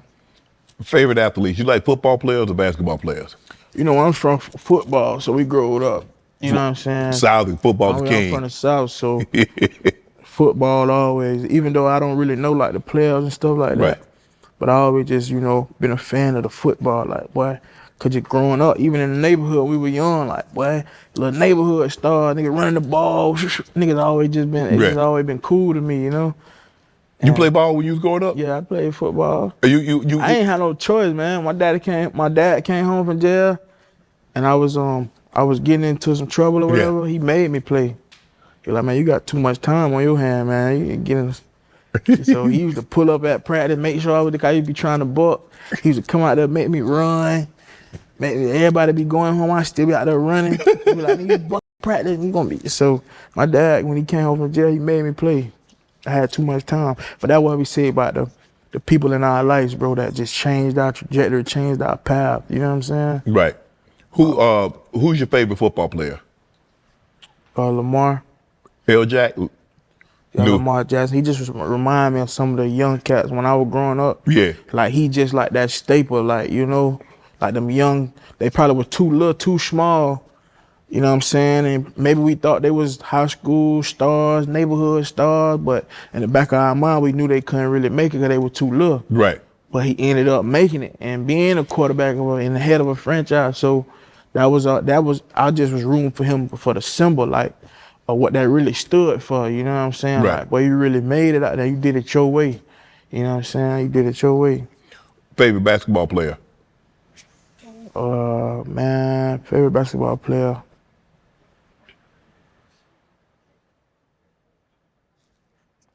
But that's a good one right there, boy. 'Cause I don't want to put nobody pennies in a bunch, boy. That's a good one right there, boy. Probably Derrick Rose. Okay. Like they D Rose, man. Young cat, come from the trenches. I just always liked it what it stood for. And I be more like, you know, deeper, you know what I'm saying, meaning. But D Rose, man, calm dude, chill, laid back, ball in his ass. So I used to rock with D Rose, man. I'm gonna name some Florida athletes, and I want you to give me your top 4. You're gonna put them on Mount Rushmore. All right. So Deion Sanders, Vince Carter, Tracy McGrady, Warren Sapp, Derrick Henry, Tim Tebow, Emmitt Smith, Ray Lewis, and Ed Reed. Ray Lewis, Deion Sanders, Vince Carter. Say them again. Tracy McGrady, Warren Sapp, Derrick Henry, Tim Tebow, Emmitt Smith. Emmitt Smith. Warren Sapp. Man, all them boys. You only get 4. You only get 4, Rod. I ain't gonna let you put all the boys up there. Tracy McGrady. Man, you trying to start some shit, man. You put Deion. You got Deion. You quick with Deion and Ray off the rip, and then you have Vince Carter. So you ain't got room but for one more. So you got T-Mac, Sapp, Henry, Tebow, Emmitt Smith. That's it. That's all you got. Tim Tebow. Sapp. Put Sapp over there. Or I'll let you put, what you call him? You want No, Lamar? Put Sapp. You gonna put Sapp? Lamar. I'll put Lamar. Okay. Just for the trenches, you know, just for the young, just for the trenches, man. Lamar, bro, just for the youth, you know, because a lot of them guys are a little older, right? Right. But just for, you know, I'm the youth, man, you know, Lamar. Gotta put Lamar out there, man. Florida boy. He came, he in the league, he still rocking and rolling. Lamar. Were you good at football? I was good at everything, man. You know what I'm saying? Man, you could have went to the league then. I was too short. I was too small. Man, you could have been Aaron Donald. Who knows? Too small to play football. I never started. The coach must be. Nah, for real, I was too little though. You know what I'm saying? But when I got into football, just the brotherhood. Cause I always thought like, man, them boys, like sports was lame. I thought when I was younger, like them guys playing sports, like they try hard. Like I just thought it was lame. Right. But when my dad made me play, I was just so mad. But then when I got on the team and these boys became my real brothers. Yes. And it was just like, we finna go out here. It's like we unit, we together. I just never experienced nothing like that because me and my real brothers, we growed up in different houses, different. I never had that. You know, I was cool with my cousin, but I never had that kind of pack with a group of guys before. So it just, that changed my whole thought process about how sports, it was like my brotherhood, it was like my family. So I started, like I played football and I was good at my position. I was left guard, you know what I'm saying? And I don't know, dog. But yeah, I played, I was real good. You hoop? Nah. Baseball? Basketball. I played baseball when I was younger, and my mama put me in baseball. Played baseball when I was younger. I'm from the South, man. You gonna play something. You gonna play sport. Oh, you gonna get out the house. You ain't finna see the house. Man. Yeah, they ain't doing that. And I played football when I was younger too, like Little League too.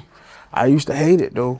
My uncle was the coach. My uncle was the president of the organization. Right. So that just always just been in my blood, you know what I'm saying? Like my uncle was the president of the whole Little League organization. Right. He ran the whole organization. So I watched him even when I was younger, you know, structuring the business, structuring the organization of the Little League. The pads, the jerseys, the weigh-ins, the sign-ups, you know what I'm saying? So when I was younger, you know, since my uncle was the president, you know, he just made us play because he got to go out there every day.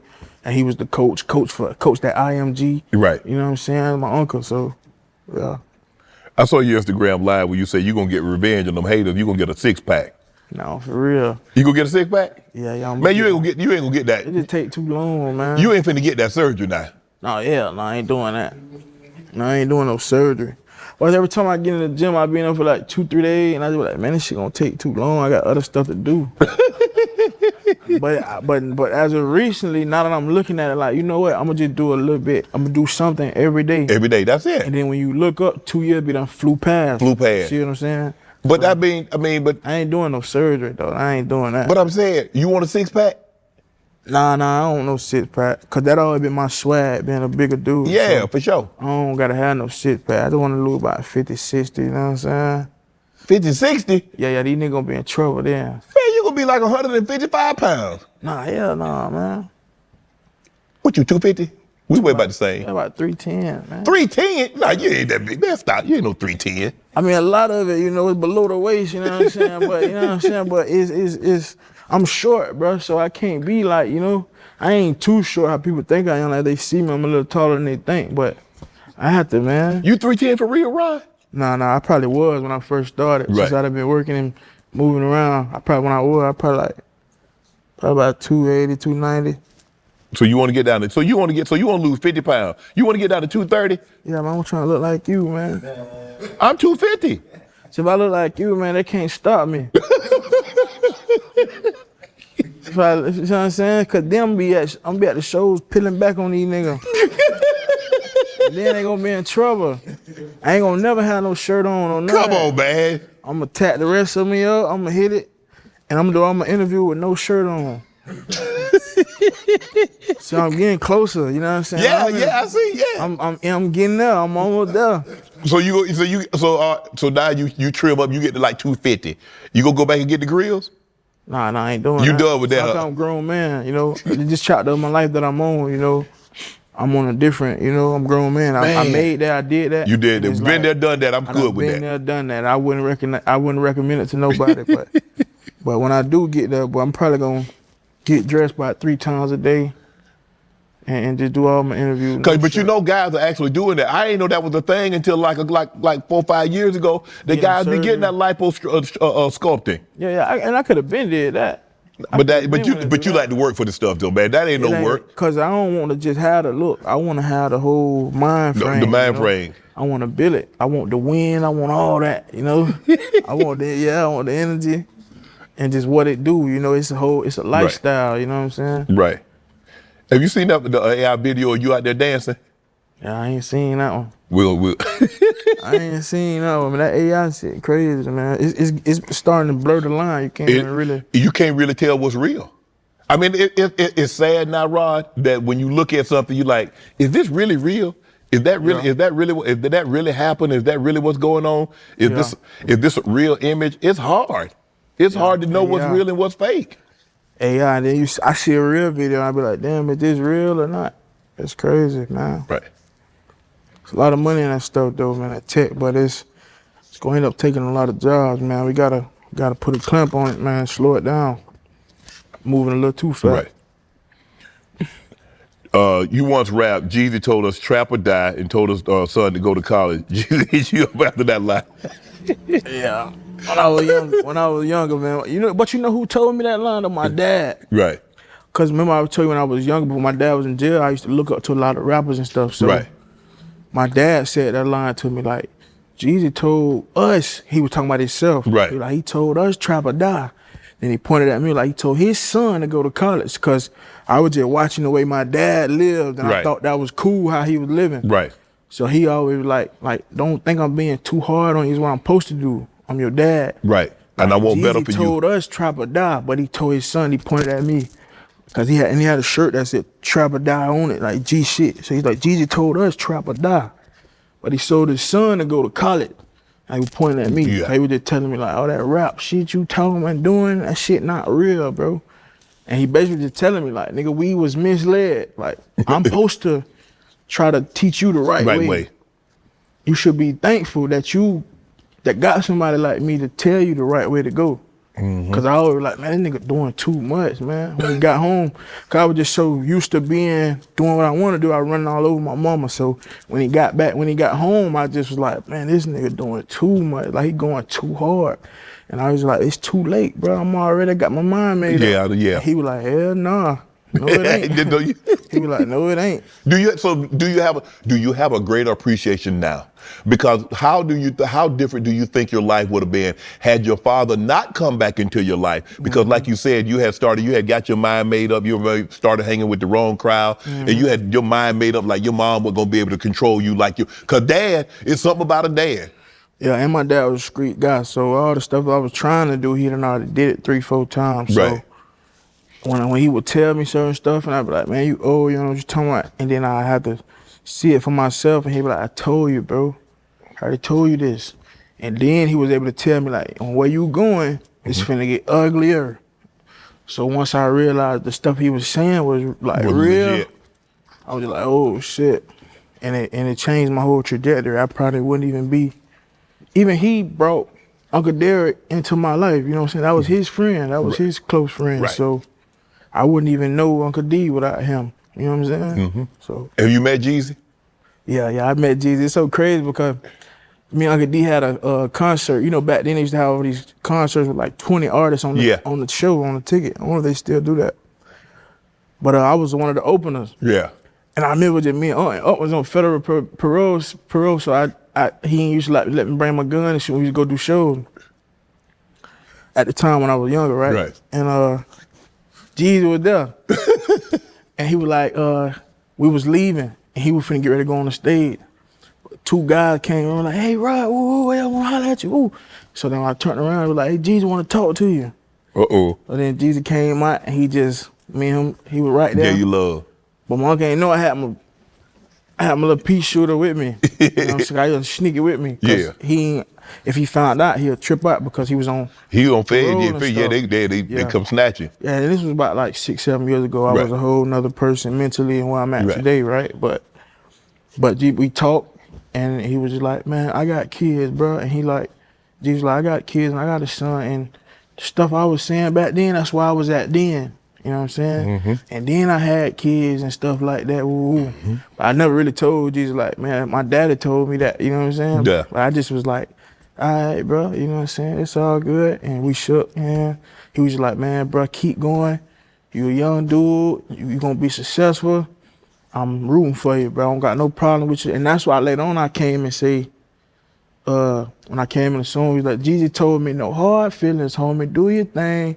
God had told me, stay focused, young, and use your brain. And the thing that Brock told me, I'll take to my grave. That's what I was talking about. I say, Jeezy told me, no hard feelings, homie, do your thing. Because we ended up talking right before I took off. You know what I'm saying? Yeah. That's great. He pulled me to the side. He just was like, man, little bro, you know what I'm saying? Stay out of mess. Stay out of drama. You know what I'm saying? Just do your thing. Right. And I just was like, that's real. But I had my pea shooter on me though, just in case. Just in case if he wanted to take it there, you know what I'm saying? Man, that man didn't want to take it there, Rod. Nah, he was a businessman. He was where I'm at today. I could see where where he was. I could totally look at that situation. I could see it now. You know, I was just young and just, you know what I'm saying. On that type of time back then. On that, you know what I'm saying? But yeah. Growing up in Florida, what was it like growing up for you in Florida? It was hot. It was real hot, boy. It was some hot summers. He used to walk some long miles, man, sweating. And kids don't walk no more like they used to, man. They don't get out the house. They don't play like we used to, Rod. I was outside. I mean, you way younger than I am, but we were outside. We couldn't come in no house and play no video game. You had to drink water. You couldn't drink out the house. You had to drink out the hose. Out the water hose. Yeah. You had to let it run for about 15 minutes before the sort of water cooled off. It'd burn. See, growing up in Florida though, what I realized though, like it made me so much. You know what I'm saying? Like when I go other places and people, they love to visit Florida. They love to go to Florida. You know what I'm saying? They love to spend time in Florida, move to Florida. So growing up in Florida kind of made me a little more like, it's all kinds of people. And I'm pretty sure like everywhere, New York, you know, it's all kind of people, a lot of islanders and stuff. But just for me, my story, you know, growing up in Florida, there was so many different demographics and, you know what I'm saying, shapes and colors and races of people, dog. And I just, you know, it's white people, black people, Spanish people, Haitian people, just all kind of people, dog, that you meet. You know what I'm saying? It just made me so ready for the world. It made me so fast. Because when I got out in the world, I knew how to switch it up. I know how to sit on the couch with Shannon Sharp and talk this kind of talk. Yeah. And I know how to put on some nice clothes or whatever and go into a meeting with Michael Rapino, Lion Nation, and talk, they talk. Right. So, and I know how to go to Mexico and the people, whatever, like, so it's like, it made me so diverse, you know what I'm saying? It made me so fast. And I didn't notice it until I got out in the world, you know what I'm saying? When you were growing up, you got in some trouble. You got into robbing, breaking into homes at a young age. Yeah. How did you get in that? Was it because your dad wasn't around? Because it seemed like when your dad came home, he cut all that out. Yeah, it was about around that time. It was about right around that same time. So, you know, I was getting into that, and he kind of just grabbed me and was just like, bro, that's what junkies do. Like from our era. Yeah. That's what his words was, from our era. That's what junkies and people who live on the street, the scum of the earth, bums. That's what they do. And cause you ain't breaking in dope boys' house and street guy, you breaking in innocent, hard-working people's house, stealing from them. He was like, that's what junkies do. And so he was just like, you backwards. If you gonna do this, if you wanna be in the street, that ain't how you do it. And he was just making fun of me, like, man, you lame, like you doing Damn. But he was trying to break that street mentality. Like, you're not gonna be a street guy, you're not a street guy. Right. Like, you think you know what you're doing, but you don't. And all these little young kids you run around with, they don't. Some of their daddies ain't even that. So it's like, he was just trying to tell me then, like, cut it, bro. Even if you is gonna do that, that ain't how you do it. Right. So when I was doing it, he just made me feel so low because I did care about how he looked at me, you know what I'm saying, and how he felt about me. So when he kind of just told me, like, bro, you're doing like scum of the earth stuff. You're breaking an innocent, hard-working people's house. You lame. Like, that's not why we do this. We get money and take care of the community, all kind of stuff. Give back to the jits and people, hardworking people. We kind of like, you know, my dad kind of like he's like a revolutionary type of guy. Even though he was in the street, he did what he did, but he like real, you know, revolutionary. So he just was like, bro, you doing lame stuff. That ain't, you too in a rush. Take your time. Let yourself develop. You know what I'm saying? You're too in a rush. You should be worried about school and girls and stuff like that. Right. You trying to get rich quick, it ain't gonna never work. You ever get caught? Yeah. I only got caught one time, I got in trouble. You went and go to juvie? Yeah, that's the time when he was like, bro, you lame. Came and got me. It was like, you doing lame stuff. And I just never did it again. Like, cause once he called it lame, I was just like, it's lame. You know? Yeah. Once he was like, Your father was a big influence on your life, because even though he was away, and you know, I mean, you probably heard some of the things that he did to get put away, but your father influenced you because a lot of the good that we see in you, your father pulled it out of you. Yeah, for sure. And he always could see the bad in me too, like, and see it in himself. Like, he always tell me, like, your temper, cause that's what took him away. Yeah. His temper, what he did, you know what I'm saying? So he always tell me, like, bro, your temper, you gotta work on that.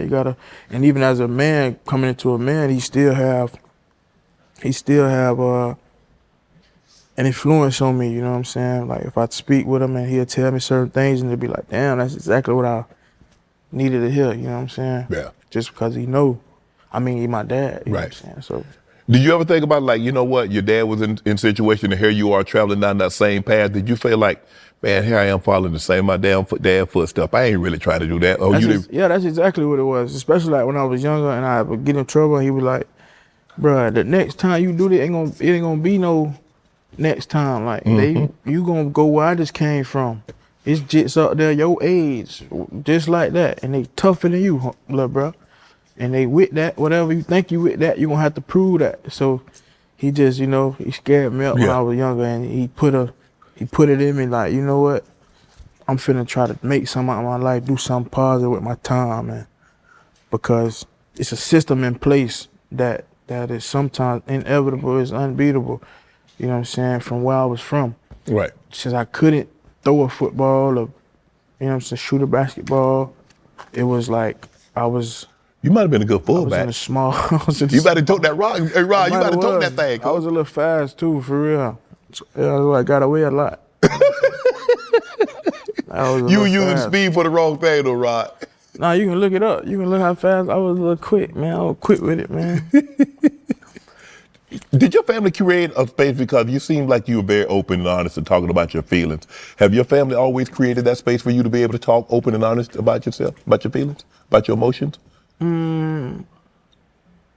I feel like they tried, like my mama tried, but I'm like one of them people I can't just talk about what made me feel away or how I feel. I can't really talk about that kind of stuff, you know what I'm saying?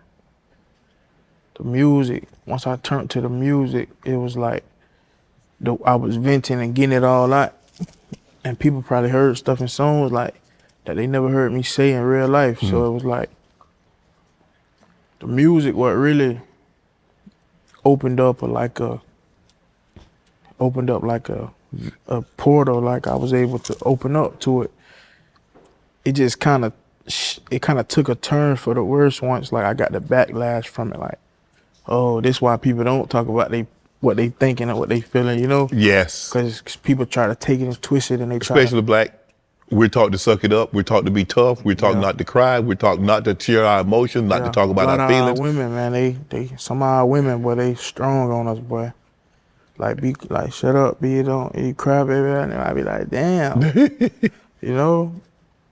But a lot of our women, dog, I wish it wasn't like that, but we played a part in that too, you know what I'm saying? We hurt a lot of them. Yes. We betrayed a lot of them, so maybe we just gotta start in the root, you know what I'm saying? What we gotta do, change, and maybe we gotta listen to them and listen to their problems so that way it could be reciprocated. Why do you think Gen Z is so depressed? What's going on in the world that's so depressing? I mean, there's always been issues in the world. I mean, there's always been crime. There's always been homelessness. There's always been hunger. There's always been things that are maybe now because of social media, maybe now they're more focused on it, that people talk about it more than what it was. But there's not a problem that's arisen now that didn't happen when I was a child. Same type of problem. Not really though, because it's social media, bro. A lot of these kids, they comparing themselves to a fake image. A lot of these kids is comparing themselves to something that isn't real. And I feel like that's why I come in at with nothing about me is perfect. Not the way I look, not the problems I feel, the stuff. And I feel like that's why a lot of people can relate to it or they kind of like, they can rock with it because it let them know, like, look at this person, like he nowhere near perfect. And he's successful, he's cool, you know what I'm saying? He's just him. He not trying to be nothing else. He not trying, whatever people say about me, whatever how they feel, it is what it is. It don't change nothing. And to show that how successful I became and overcame and conquered and came up out of it and healed from it. Right? For kids all over the world to see that and be like, damn, it's okay, or it's all right not to be perfect. People not really perfect, you know what I'm saying? So I feel like that's the problem though, man. A lot of them is holding themselves to standards that really don't exist in the real world. Right. You know what I'm saying? Like, yeah. A guy that was on your tour that you, Lil Papa tragically took his life. Yeah. When you got that news. Yeah, look, bro, I really couldn't even believe that shit, dog. It's so crazy because I feel like, bro, in life, it's like so many signs and warnings. I'm one of them kind of people, like when I look back, like, damn, that was a sign, dog. And like I was just scrolling on TikTok from I got like a regular account. It's not really it's like I don't follow nobody, 0 followers, a TikTok account. I just be scrolling. But I believe in algorithm and stuff where your feed feeds you things for a reason. And just that night, dog, I was just, you know what I'm saying, scrolling on TikTok and it was a video of Papa outside of a show, standing outside of a truck, him and like 2 guys. And I remember that being the last video I saw before I went to sleep. And I woke up to that and it felt like a dream because Zoe, one of my managers who dealt with one of his managers directly, personally, texted to me. And I was just half asleep. So when I seen it, I saw it and I went back to sleep. And I just thought it was a dream because I remember like that I was watching that before I went to sleep. And I just was like, maybe it was just dreaming and shit. But when I woke up, my brothers and all my people who rocked with him from my camp, because we was on tour together. Right. So a lot of people from my camp who took a real liking to him, they was telling me like, man, that's crazy, you know? And then I went to his page to make sure it was real. Like the last thing he posted was like one of my songs that, like a song that I was snippeting and stuff that I never dropped. I just think it's so crazy, dog. Like, the world's so tough on you, dog. You know what I'm saying? The world's so tough on people, bro. People so people take people for granted, man. That shit just be, everybody don't know how to deal with that shit, man. You said there were signs. You think there were signs that you possibly missed that you could have had a conversation with, or something that could have changed the outcome? Yeah, because bro, we was on tour together. Yeah. And I never really was, you know what I'm saying, interacting with the people on tour. Like it was the last lap tour when things were not going good, like things were falling apart. So Right. I was focused on fixing what was going on the tour and stuff, that I really didn't get to bond with him for real. Mm-hmm. Like it was 2 or 3 times where we talked and we bonded, he pulled up on me. And you know, I never do that with people, so I felt like I was like, you know what I'm saying, doing a lot. Right. But I really, when I look back at it, maybe I wasn't doing enough, you know what I'm saying? Cause I done been there, you know what I'm saying, how you felt. So maybe I could have did more or talked to him or, you know what I'm saying, let him know how to kind of deal with things. Cause I don't even know, it's sometimes where I done made it out of a situation where it's like, I can't believe I made it out of it. So I'm not really into like giving advice and stuff like that, because everybody's life different and shit. But if you look at it, if you really think about it, it's not. It's all the same. So I don't know, dog. That shit really just, I couldn't even believe that shit was real. That shit was so crazy. I couldn't even, like, it didn't really hit me till like 2 days later, because, you know, my uncle died the same way, passed away the same way. So it was like, I just don't understand. That was a lot. Dog. It's crazy, bro. Like, it's crazy how many people, like, people be going through stuff. And then you got them kind of people who just, like, they ain't into, like, you know, pity parties or people feeling bad for them, telling them how they feel. That's how I am. Like, I just deal with my stuff in my head, you know, and sometimes people ain't with can't nobody save them because they don't want to. They dealing with it themselves. So it's our job to look after each other, dog, and help each other and always be there for each other. Right. Because everybody not gonna tell you they need help. They not gonna be receptive if, when you're talking to them about it. We all be just so focused on our own problems.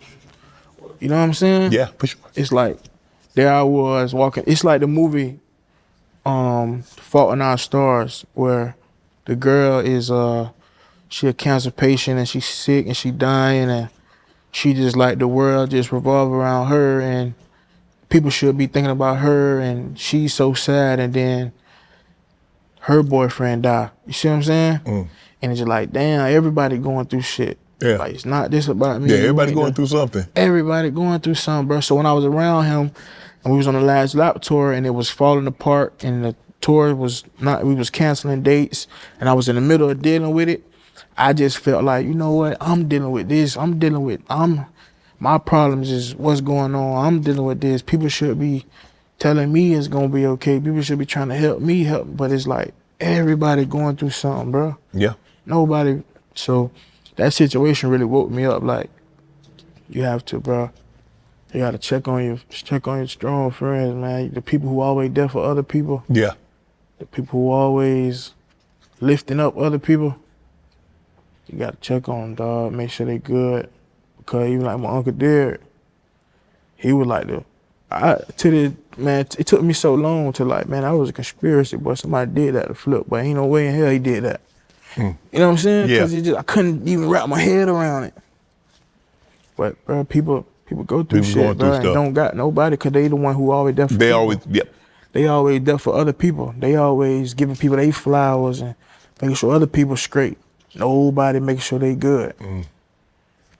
That's what hurt the most, dog, when you think about yourself, like what about our time together could I have done better, dog? Like, look, bro, then I go back and look at, look, bro, right there in my face. And I don't know. Dog, because I just always be like, you know, my problems, my music, I'm sad, my this, my that. And look, bro, took a liking to me. Like, he really rocked with me because of that. He loved what I stood for, and he would just always tell me, like, man, your music, dog, it's so damn, bro. You know, you need to, bro. He used to just hit me sometimes and text me like, man, I just want to listen to it, bro. Send me a song or something. I just want to hear it, bro. And I don't know, I wish I could, but can't take it back. Same thing with my uncle.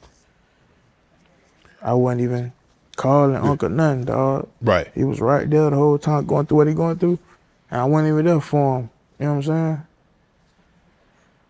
That's why you gotta just be there for people, dog. Kevin Gates, one of your favorite rappers, has openly spoken about mental illness and talking to it. And you said, you're like, I go through stuff, I deal with it on my own. I don't really feel comfortable talking to anybody and everybody about my situation. I just deal with it in my own head and handle it the best way I know how. That what he said? No, I'm saying you. Kevin said he don't got no problem talking about it. I'm just listening to you talk. You say, you know, you deal with it yourself in your own. Yeah, because when I just feel like, bro, the world's it's so strong on you, dog. So the world's so strong on you. I don't be looking for no sympathy for real. That's what people don't understand. Like, I'm gonna just deal with it myself because I feel like nobody really care about that kind of stuff. Cause everybody dealing with their own problems, or everybody done got dead certain kind of ways. Everybody world revolving around them. So I never really speak. I just deal with my own shit, dog. Find my own ways. Right. This life shit, man, it's tricky, dog. You know what I'm saying? It's real tricky, dog. The drug culture in rap, why do you think it is? Because you got, is it the performing so late at night? I mean, you're on stage 10 o'clock, you come on stage at 9:30, 10 o'clock. Yeah. You up all hours. So basically you up all night, sleep, because that's an unnatural, for the most part, that's an unnatural clock. Your body goes like, okay, it's time to go to bed. It's time to go to bed at 10 o'clock. You got to be at your highest when it's normal people, when most people go into bed. Yeah.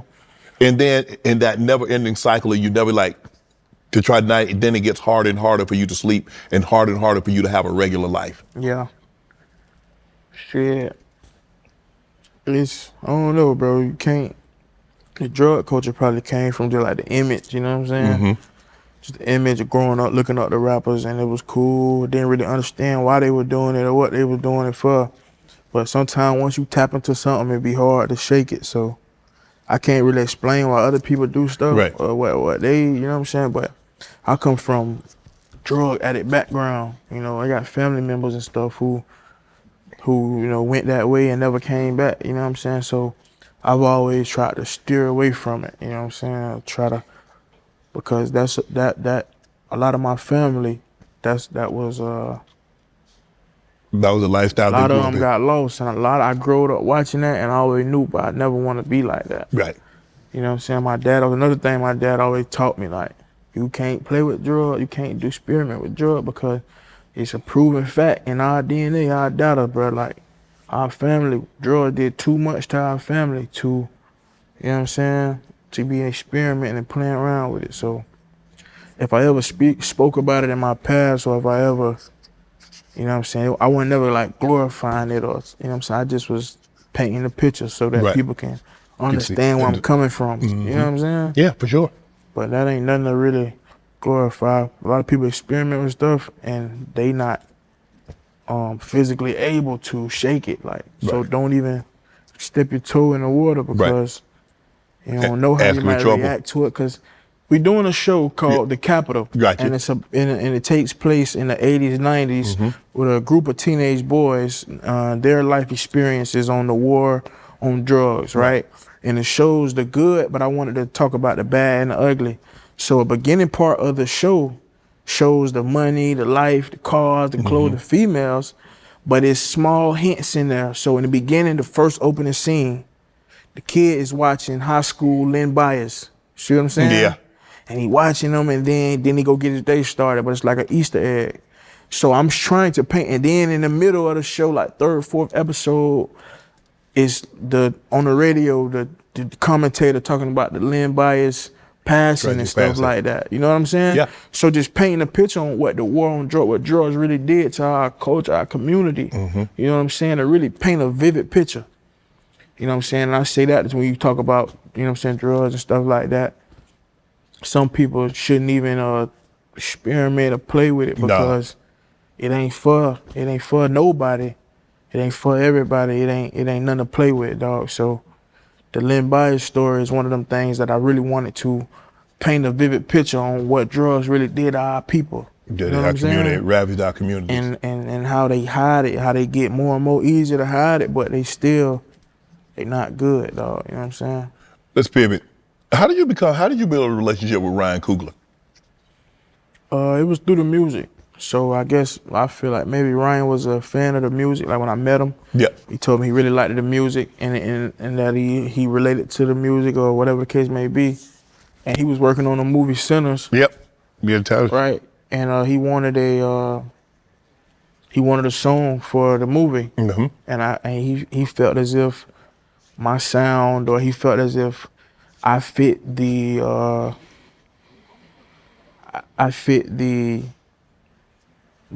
description for this, or I was the best guy for the job to make the sound he was looking for. Right. So he reached out to my team, and I had a guy. That wasn't my first time like with movies, and people wanted me to do a make song, songs and stuff, like 4, 5, 6 other movies. But it wasn't like cool to me. You know what I'm saying? It was like distasteful. Like it wasn't really cool movies, and it was just whack to me. And so when that came along and I realized who he was, because I didn't know him by name, but when somebody told me like, his background and stuff that he did, and his story, I was just like, I'm just always with that. And I was like, well, you know what?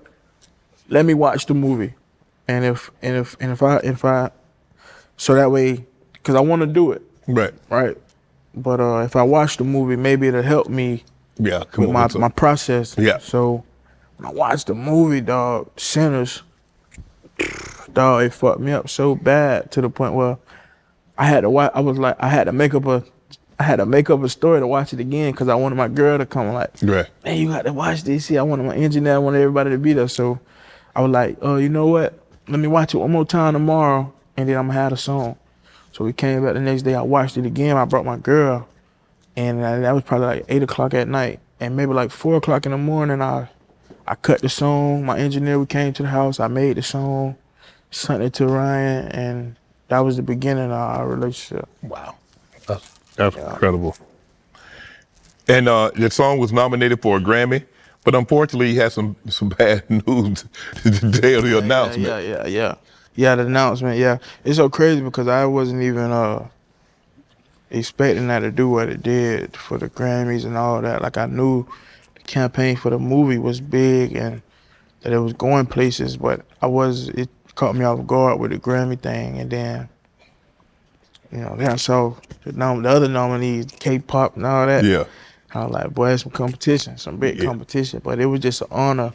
It was a blessing to be able to even be nominated or be recognized. You know what I'm saying? But it didn't dampen your spirits, did it? That situation? No, because I had already won. Right. Like, just to even be nominated. Right.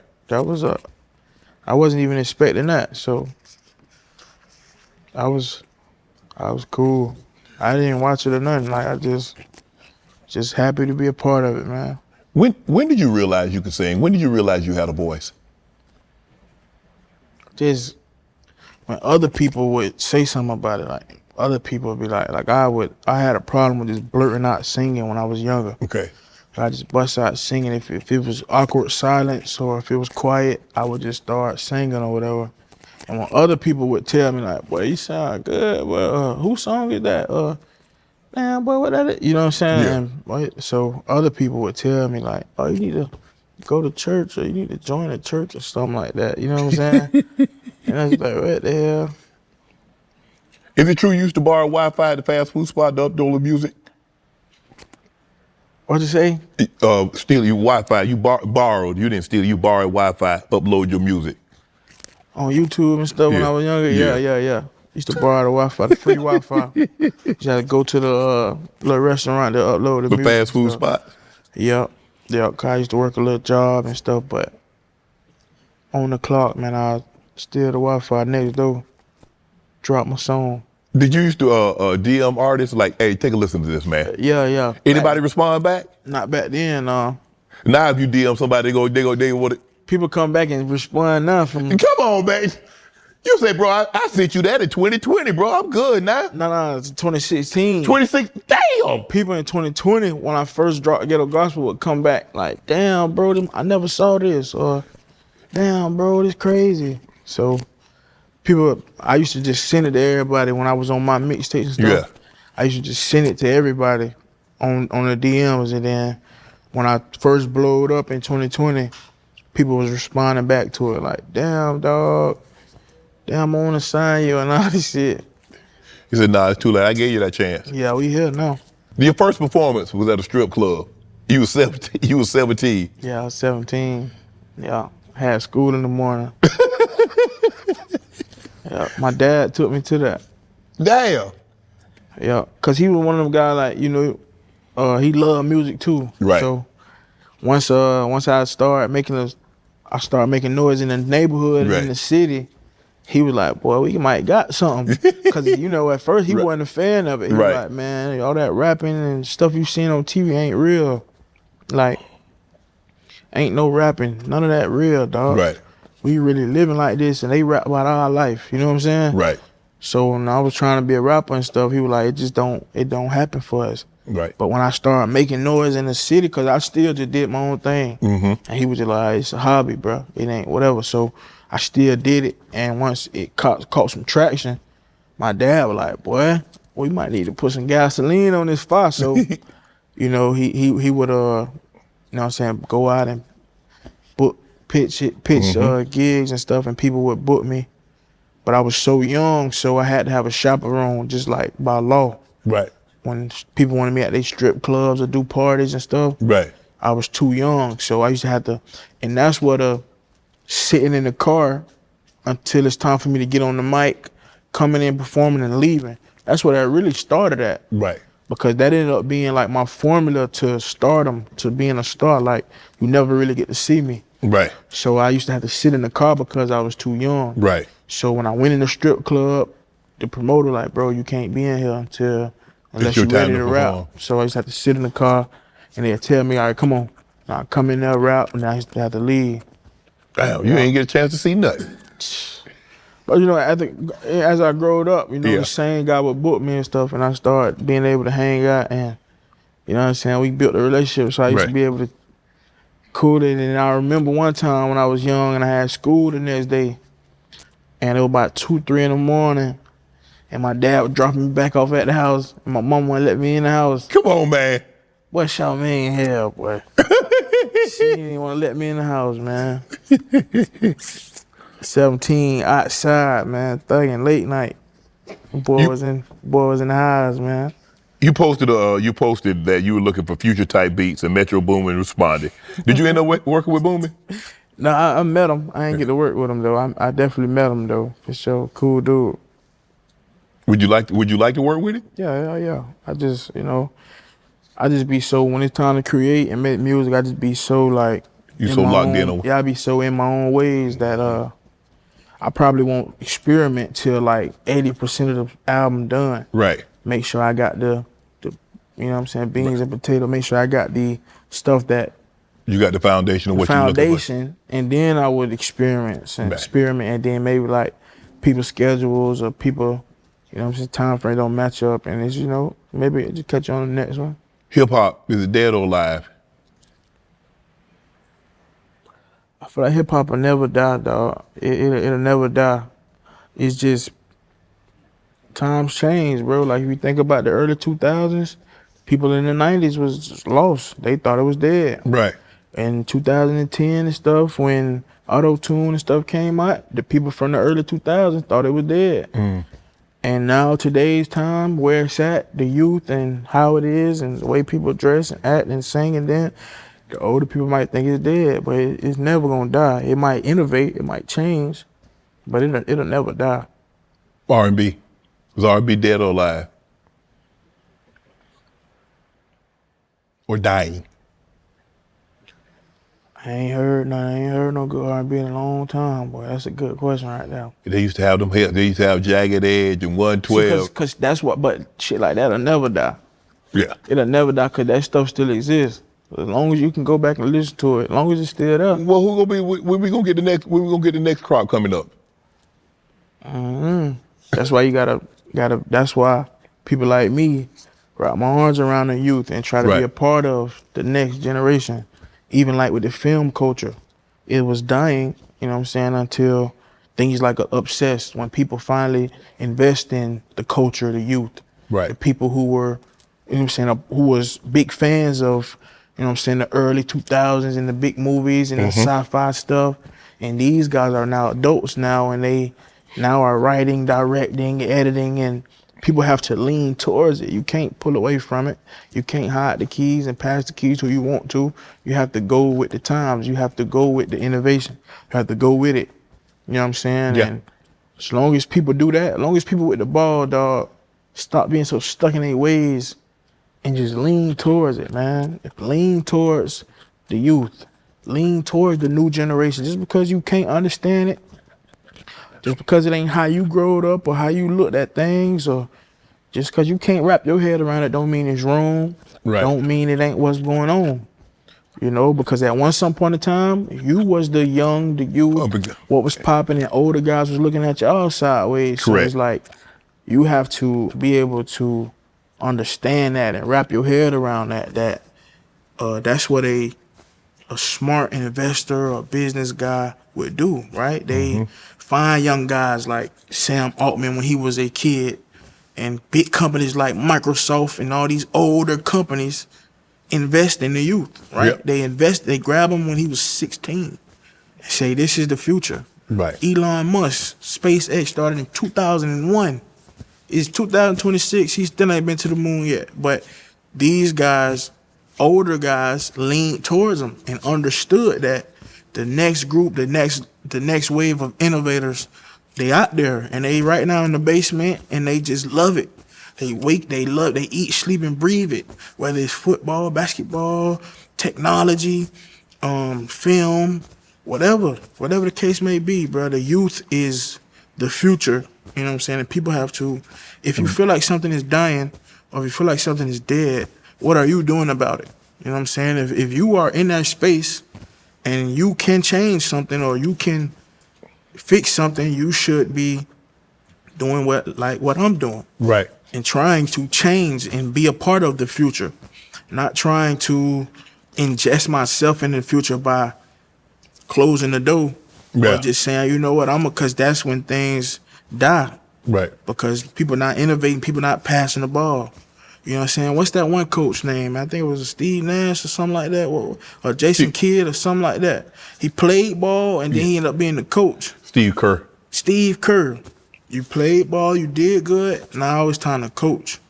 See what I'm saying? Now it's time to coach, and now it might be time to own a piece of the franchise or own whatever. But you have to innovate, you have to grow, dog. You have to lean towards the youth, dog. You can't be hating, dog, and throwing salt and, you know what I'm saying, and making fun of and picking on, and cause people different or people young and it ain't cool. No, maybe you ain't cool. Maybe you done got old. Maybe you don't know what you doing. Time passed you by. Yeah, so can't do that. What have you learned about the music industry, the entertainment industry? It's real tricky, man. It's real tricky. The people who's supposed to be teaching you and helping you, it's a lot of people in the music industry that their only power or their only means to success is keeping other people blind. You see what I'm saying? So it's like, you know what, they try to tell you, you know what, you be an artist, don't worry about it. Let me handle the business. Let me handle the hard stuff. You just be artist. No. Don't you just be artist. You need to be learning, bro. You need to be seeing how things operate, seeing how stuff work. But some people, their power is keeping you blind because they're scared that if you wake up, they might be out of job. You see what I'm saying? So coming up, when I learned that, my uncle didn't hide nothing from me. We did everything together. Well, to my knowledge, you know what I'm saying? He taught me how stuff was operating. And if he wasn't teaching me, I was asking, like, what is that? How that go or whatever. So what I think is going on in the music space, why so many rappers make terrible decisions financially, or they're so lost, or they stuck on whatever they stuck on, and they not growing, they not changing, or they not, you know what I'm saying, bettering themselves, or whatever the case may be. And it's in those crazy spaces because the people who's supposed to be teaching us or giving us the game, is running the game on us, right? Right. And they think, since they can't rap, dance, or sing, or whatever the case may be, that that's their way, how they gonna feed they folks. But you can't keeping somebody blind, dog. Is I don't know. It's a lot of that in the music business. A lot of that. It's a lot of people who just in the way. It's a lot of people who want to make themselves important, make themselves like they can move some mountains or whatever. You know what I'm saying? They try to, keep all the, keep all the game and try to run it on you. It's a lot of that. We're gonna get you out of here on this. DJ Academics call you the Jay-Z of this generation because he was talking about your business move. Not only obviously Jay-Z started out as a rapper, and then we see all the business moves that he's made since then. And he says, you are Jay-Z of this generation. You agree? That's a big statement, because to the blind eye, you can look at me and say, well, he don't look like Jay-Z. He don't come from what Jay-Z come from. Right. He don't talk like Jay-Z, or he don't got as much, whatever the case may be, right? But like we just talked about, the youth or stuff is innovating, stuff is changing, just because it might not look like what it look like. People like Jay, them boy walked and ran, so people like me can fly. You know what I'm saying? Yeah. So when I was trying to be a rapper or whatever, I was looking at the rappers, and I was looking at the Kodak Blacks, and I was thinking about, okay, I'm young and I come from the South. I'm gonna look at the successful people who young from the South, the Kodak Blacks, the NBA YoungBoys, right? Okay, and then once I became a successful rapper, I was like, okay, how do I become a successful artist and diverse and do tours and albums? And I was looking at those kind of people, the Drakes, you know what I'm saying, them kind of people, right? And then once I got to that point, I was like, okay, now what are some of the people who went from artists and tours and got into business, right? Who kind of just took all they influence and they spread themselves out and became a business. And I studied the Jays and people like that, you know what I'm saying, the Kanye, you see what I'm saying? So I just take the game and I ran with it. A lot of these guys, bro, they wrote the book on this stuff that I'm doing.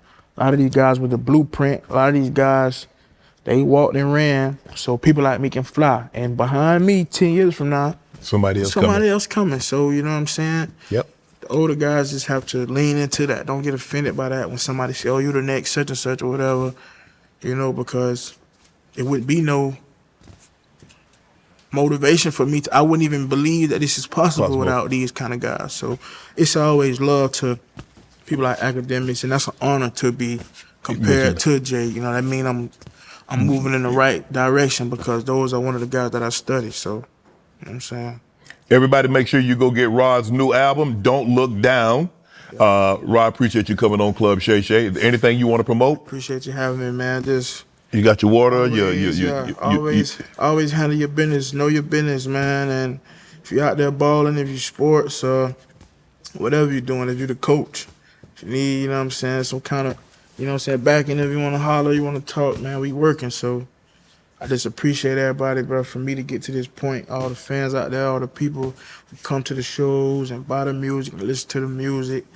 I couldn't have came this far, dog, and I promise I'm going to do the right thing, and you know what I'm saying? So that's just what it is, man. Let them know when the new album dropping. August 28th, 2026, man. Don't Look Down. Don't Look Down. The tour, September 12th, first date, Philly, 30. I think how many cities, Darman? 25 cities. 25 cities, man. 25 cities, North America. Be there, man. Be square. If you can't show up, it's still all love, man. We're gonna rock out. We're gonna pull up and do our thing. It's all love. If you can't make it, if you can't afford it, it's all gravy, whatever, man. You know what I'm saying? It's all love. I appreciate everybody out there. You know what I'm saying? Rocking with me, watch me grow, helping me grow. You know what I'm saying? Turtle race continue, you know what I'm saying? Never look down. Appreciate you, bro. All my life, been grinding all my life. Sacrifice, hustle paid the price. Want a slice, got to roll the dice, that's why. All my life, I've been grinding all my life. Look, all my life, been grinding all my life. Sacrifice, hustle paid the price. Want a slice, got to roll the dice, that's why. All my life, I've been grinding all my life.